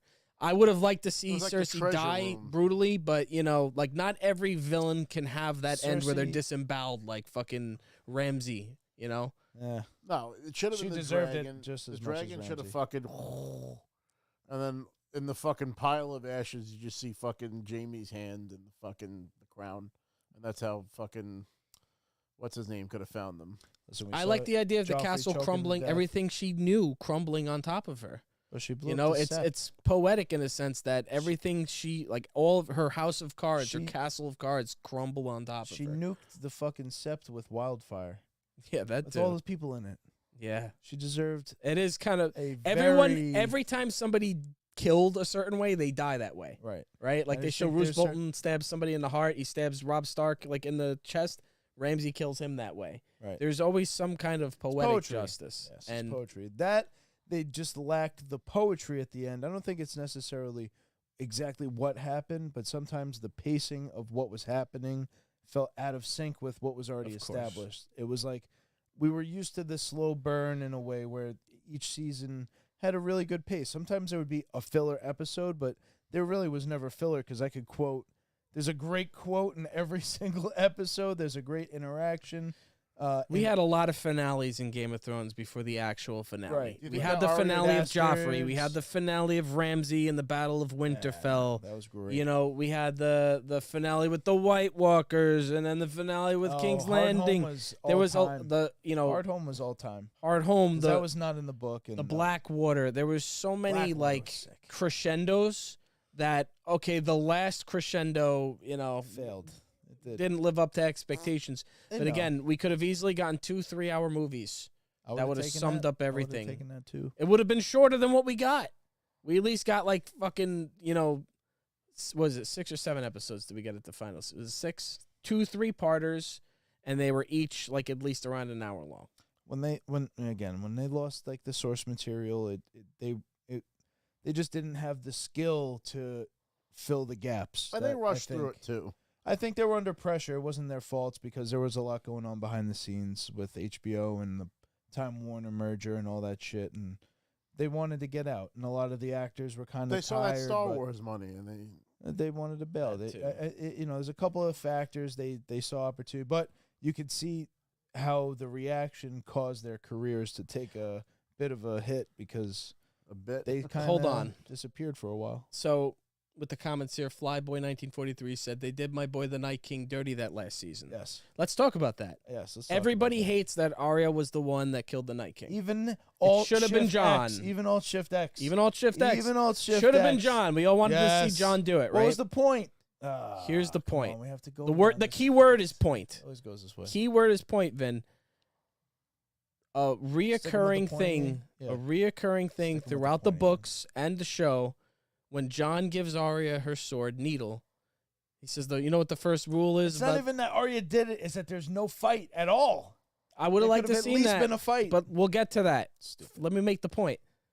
John's advice to Lightbringer. Arya, stick him with the pointy end. And that was always like the running joke between John and Arya, and she would always remember that. And there was one point where like the stable boy grabs her, and Arya forgets everything. She forgets everything Serial Pharrell taught her. Yeah. He forgets all of her lessons. The only thing she could remember was John saying, stick him with the pointy end, or her saying it to him. And she stabs the stable boy and lives.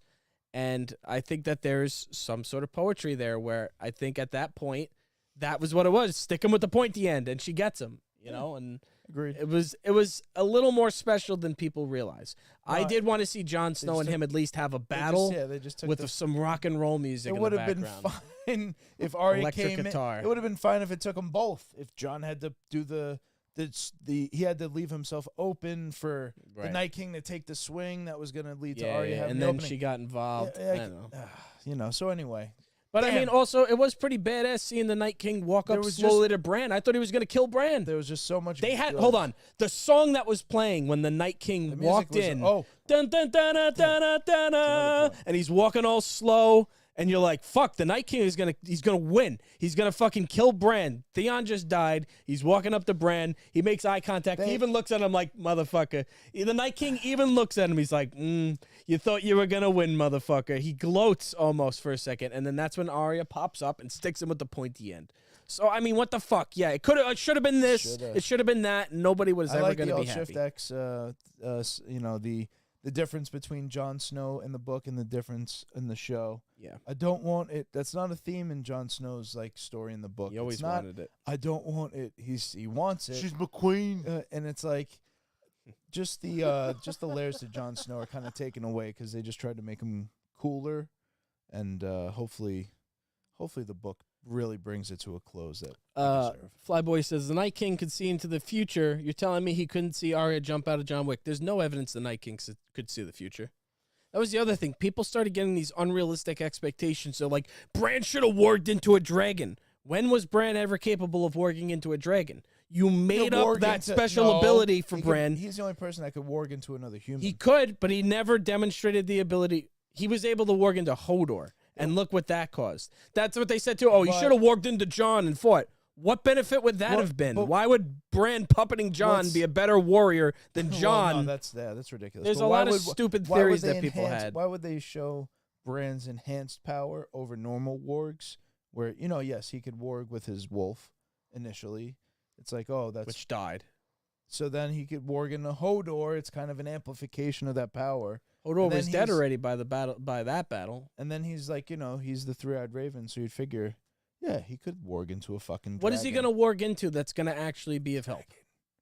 There were no dragons. The fucking they were all dead. Viserion was dead. Rhaegal. It would have made more sense if he distracted him with ravens or some shit. That hurt. That was a swarm of ravens come in. That killed me.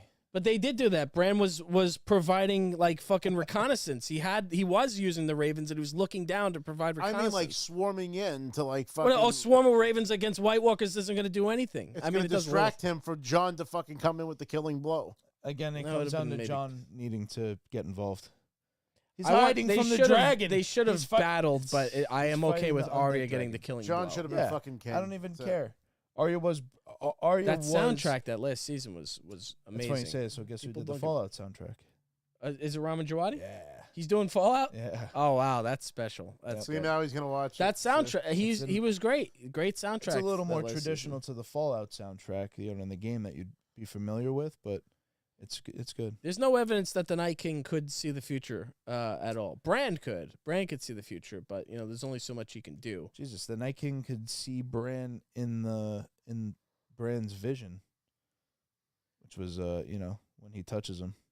Well, he has some kind of connection with that, which that was badass when he touches him and he leaves the mark on him and he's like, it's time. But great. Bran was also north of the wall. That was almost like he was putting out signals that got him detected. Flyboy also said we got a couple comments here. They had us until the I still say the Tower of Joy was my favorite scene. Oh, man. No, Tears in the eyes. I enjoyed that shit. I do. Sir Arthur Dane. I'll always cede that. Sword of the Morning. Greatest swordsman I ever lived. I will see that when Jon killed Daenerys, I didn't feel anything. No. He was better than my father. That scene, I guess maybe because it was almost spoiled and predicted, but when it happened, I was like, it happened. I should have cried when that happened. I didn't really feel it. I felt attached because she wasn't somebody that was in the story. You know what I mean? It was a flashback. It wasn't like you got to know his sister over time. It was kind of something that was kind of hidden the whole show. And they showed it to you finally, and it was like, all right, well. Well, I was talking about when Jon killed Daenerys, but yes, when Lyanna died, when that scene made me cry. The Tower of Joy definitely brought tears to my eyes. Promise me, Ned. That was like confirmation and validation for years of theories. Yes. Because it was always, the book readers had a suspicion. It was the theory called R plus L equals J. Rhaegar plus Lyanna equals Jon. And there was like, oh, maybe, but we never knew for sure. And that scene confirmed it, what everybody wanted to see. So another theory we never got was, is Tyrion actually the son of Aerys, the bastard child of Aerys, for raping Tywin's wife? You ever hear that one, Rob? That's always so. There's a theory that Tywin hates Aerys Targaryen with a burning passion. It goes back. He's So his hand for 20 years. the theory is that Tyrion's a Targaryen, and that the Mad King was actually Tyrion's actual father. Because in the book, Tyrion has like white blonde hair. He has a And different type of blonde hair. his It's like eyes are- silver. I forget how they He has a describe it. blue and a green eye, right? He has the whatever they call that dye something, brown and a green. where you eye. have 2 different colored eyes, which did run in Targaryen lineage. But the thing is, so they have the right of the first night, right? Which is an actual thing in history where, like, if somebody was going to get married, let's say I wanted to marry, the plowman's daughter, the lord of that area actually gets to take the first shag with the wife before you marry her. This was an actual thing that took place in like medieval, the right of the first night. And this is something that they had in Game of Thrones as well. So apparently when Tywin Lannister married his cousin, Joanna Lannister, who the Mad King always had a thing for, the Mad King took special liberties that nobody really knows. Maester Pycelle says that surely Tywin Lannister would never take the leavings of the Mad King. But he took special privileges, and he did something that really pissed off Tywin. And then he made several comments, too, like, we talk about her tits at one point, like, openly in front of the court. And then there was another time where, like, he, like, insisted that, like, Tywin bring her to court. And apparently something happened that, like, Tywin, they had, like, a fight. They don't know. So, yeah, there's a theory that Tyrion could actually be of the Mad King's get, which would make him a Targaryen. Because he Make him has related dreams to of Jon. dragons. Well, that's why the scenes between him and Jon are so special, because he's talking to Jon Snow about having dreams about dragons. And I think Jon said he had those dreams too, but I know Tyrion had dreams of dragons, which is a Targaryen trait as well. And then when Tywin dies, his last words to Tyrion are, "You're no son of mine." Or, He always says that too. "You're not my son." He's like, "You're no son of mine." Tywin died no on the son of- shitter. I think that was He one of dies on the funniest shitter, fucking and then things. Tyrion says, he's Doesn't like, shit go? "Actually, father, I'm fucking you rot small," because he's saying I'm as ruthless as you. But yeah, it's definitely, "You're no son of mine." So yeah, it's definitely possible that he's Should a have walked you Targaryen. into the sea and let the waves wash you away. I It's let been a hell you of a walk history about lesson. with the sigil that my father wore and his father before him. And I let you call yourself a Lannister, or whatever the fuck he says. You who killed your mother to come into the world. Which is another thing with Targaryens that's shared between Always. Daenerys, Jon, and Tyrion, is that every one of them, their mother died in childbirth. Yep. So, another And interesting. then look at House of the Dragon. Oh, man, that was so Because brutal to see when she... They're Yeah, going to bring the babe. yeah. Going to Yeah. bring They the did a babe. good job, man. House of the Dragon really was great. Brought it back. Some more comments here. Stephen Bias said, "Here's the truth. The show got too popular and the cast was too expensive. The episodes were too expensive. That show should have went 10 seasons. They were Thank in you. a corner. They needed more time. I've been saying that. They needed more Yeah. I've been saying that. life, 10 seasons. But they were Would've filming nailed it. in the fucking Arctic. Like the actors didn't want to do it anymore, too, to a degree. Only Kit Harington wanted to keep going. I'm sure he was Yeah. pissed with the ending. Well, was- he's making a spin-off, apparently. We'll see No, if I that got comes. canceled. Well, it's Did like, that They definitely- got shelved because they don't have a good idea yet. They just came out I think and it's said still that. coming. But yes, I agree. And the Sure. reality is, though, it's not an animated show, so they're constrained by, Just do it and animated. I don't care, please. a Game of Thrones animated I'll show watch it. would be amazing because they would be able to do a lot more of the fantastical things. I'd love to see more Tormund Giantsbane. Hell Oh, yeah. my God. Hell yeah. Har. He's great in the books, Where's too. the big woman? Love him. You're with Brianna fucking Toth. Oh, dude. Not with her, but You gonna he's die great. over some chickens? Someone is. They had such great characters. I mean, Bronn That was so cool that I got to meet him. yeah, Rory yeah. McCann. Yeah. Flyboy says the battle in the north against the Night King and his army could have easily been half a season, if not a whole Yeah, season. dispensed The Long Night, which was one episode. I mean, two episodes minimum. It should have been, and it should have been at least. And for how much of a looming problem it was for the whole show, Yeah, they made that like a quick fucking thing.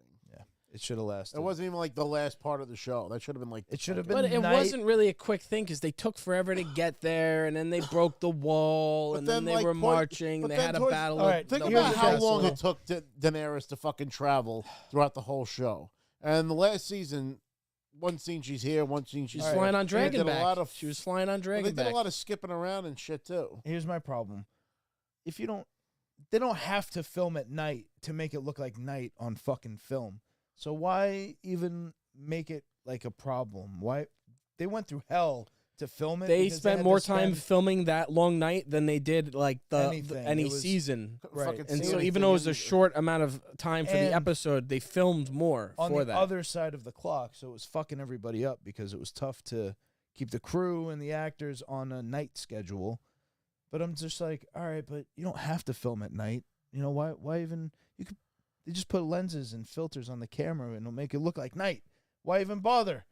It should have been And then longer. the It should have scenes been were a so week. fucking dark you couldn't see anything. That wasn't a Yeah. problem for me. You I had had a a good- shit I had a TV good if that's the TV at the case. time. I remember it was too dark. I couldn't see it. You're fucking stupid. I saw everything perfectly fine. Fucking too dark. TV sucked. You had an LCD or something. Oh. I never agree. Your I have a TV film degree. It was sucked. too dark. Fuck you. No, it wasn't. I saw it just fine. How did I see it and you didn't? All right. Clearly, there's a fucking Wishful discrepancy. thinking. Yeah, maybe. One thing I don't understand is if the army of the White Walkers was going to come to Westeros, why? I don't like that they didn't get to King's Landing, or somewhere where it was like I predicted that. I thought it was going to be like a I thought stand that- at King's Landing, and they were going to make their stand there, and it was going to be obvious to everyone.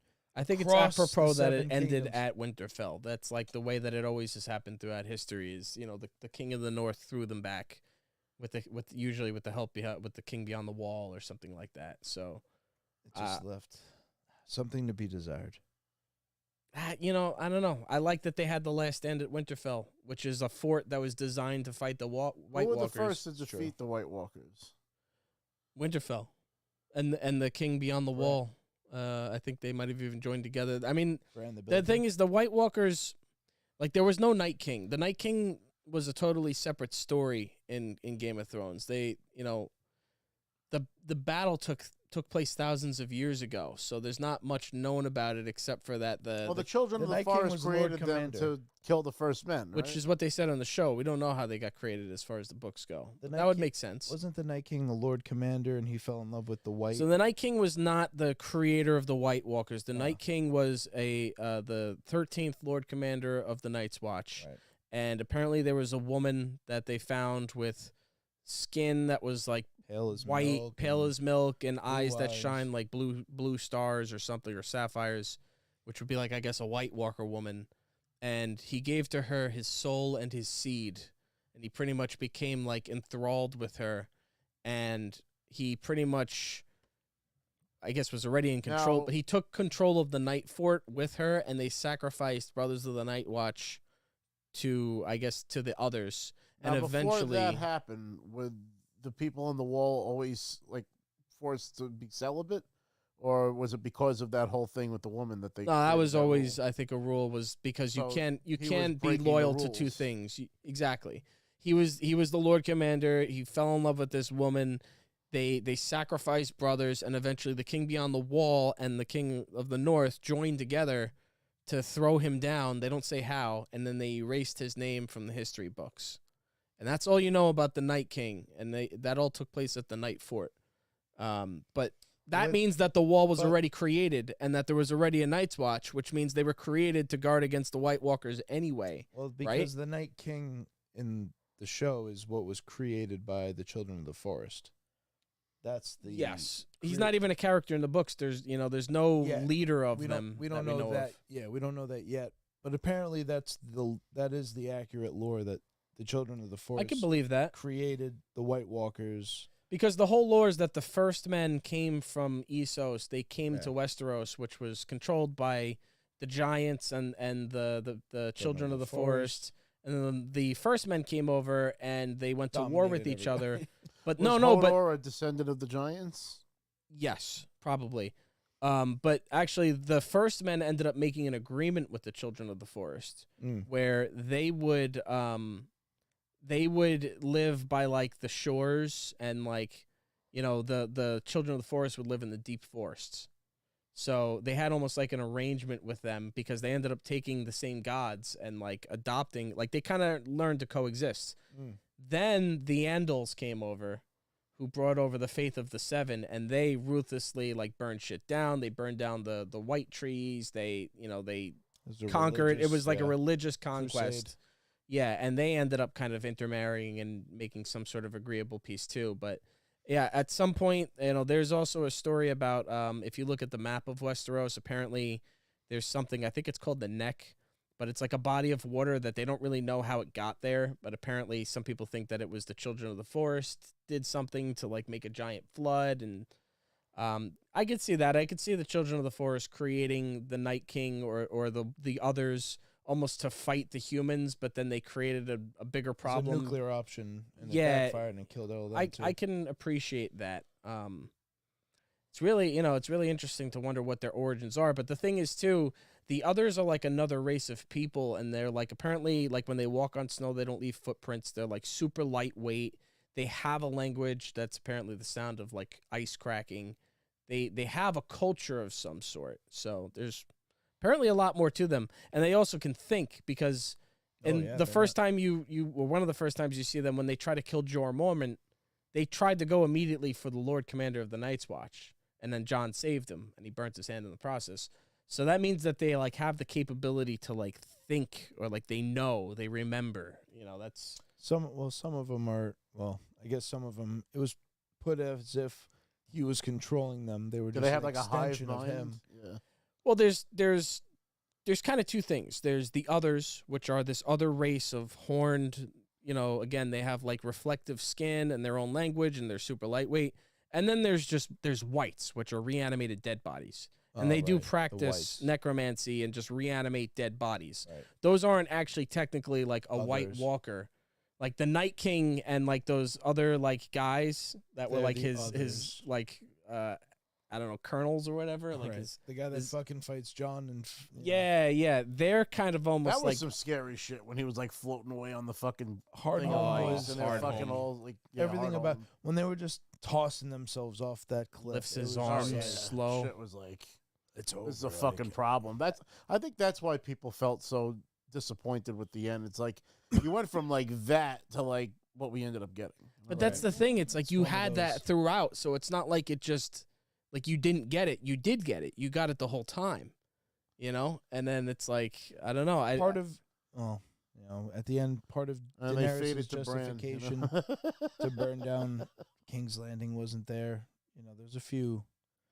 Well, I think what they It would have been better if they went the wildfire route, where like when. But then again, when does Daenerys Game of Thrones attacks- go the way you want it to? You know what I mean? Oh, believe me, season 1, episode 1, season finale of 1. Those were the two most groundbreaking things I'd ever seen on TV. Because the little kid getting pushed out the window and the Nothing main like it. character getting his head cut off. I Because knew in the that Sean Bean was going to die, though, because it's Sean Bean. I was in like, the he's book, gonna die he's in a the main show. character chapter. He's My dad literally- was like, no, he's the main character. He's like, there's no way. I was The like, he's going to die. main- It's Sean Bean. I remember most seeing the honorable- finale. I see that, and then there's another episode because that was the penultimate. It was the end of 9, and I was like, wait, that had to be like a vision that was a dream. He's gonna wake up. It's gonna be like, oh, he wakes it'll up. all be okay. Nope. Here's what I think No. they kind of got Never. wrong was Daenerys' ending. Because Yes, the ending terrible. is in one episode, and they say, oh, it's been happening this whole time. No. In one episode, she went from being really what a Targaryen's supposed to be to she's Hitler. Like, the way that she went crazy, it, like, almost instantly happened.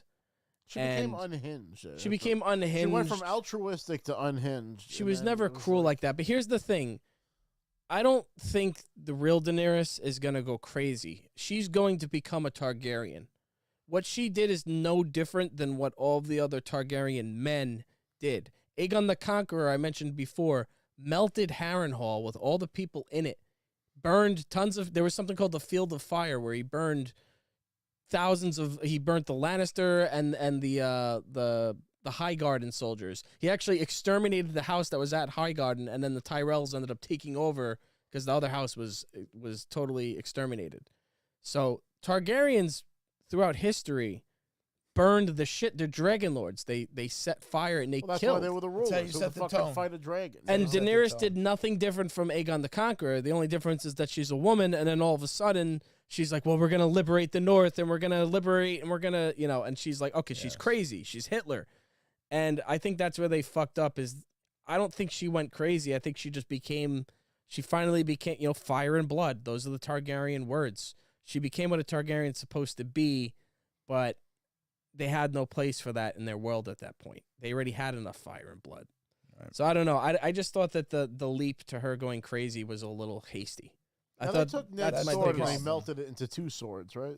Yeah, Nice. Ned's sword ice was a great sword, so it was already huge. Well, a it was used remnant for, like, from the beheadings Age of and Heroes. shit. It was the Stark, family sword, and yeah, they used it for beheadings and all kinds of battles. It was Valyrian steel. Hundreds of years And then old. Tywin, when they killed Ned Stark, they took his sword, and Tywin had it reforged because only a few people know how to reforge Valyrian steel, and he had it forged into 2 swords, like a regular So size. what happens to those swords? Well, Tywin gifts one to Joffrey. Joffrey, and we don't really know what happens to that one. Brienne has the other one. and It'd then be the interesting show. if like once Bran takes over the kingdom, if he has the if sword they get the restored. sword, I think they will because Jamie gets Jamie one. gets the other sword, but he only has one hand now, so he knows he can't even really wield it. And in order to honor his vow to Catelyn Stark to return her children to her, he sends Brienne on the quest with the sword, which is Ned Stark's sword. So he says, you think of it this way, you'll be defending Ned's children with his own sword. And he gives her the other sword. So don't know what happens to Joffrey's, but Brienne has the other sword. Okay. And I think thought that it they would've will been- eventually find their way back into Stark hands. But in the show, I mean, Longclaw, which was the Mormon sword, pretty much just Yeah. becomes the new Stark sword. They change I it guess. from the bear to the wolf, right? Yeah, They changed yeah, the pommel. yeah. They changed the pommel. Right. John should get that one. I thought John was going to end up with that sword. The one that Jamie Ned had. sword. I thought John would have one. I This think that John one's is smaller supposed to than- I get the thought it was sword gonna of the be- morning. I thought it was going to be John and Arya because one's smaller than the other. One was made for Joffrey. Yes, I think one it's one slightly was a little smaller. bit smaller because they just only thought had enough for 2. And then that would make Tyrion's like, sense. "You didn't even make a dagger for me." And then Tywin's like, "If you need armaments, you can go to the armory." He's great in the audiobooks. Tywin's voice is Roy, great. don't chase. Tyrion.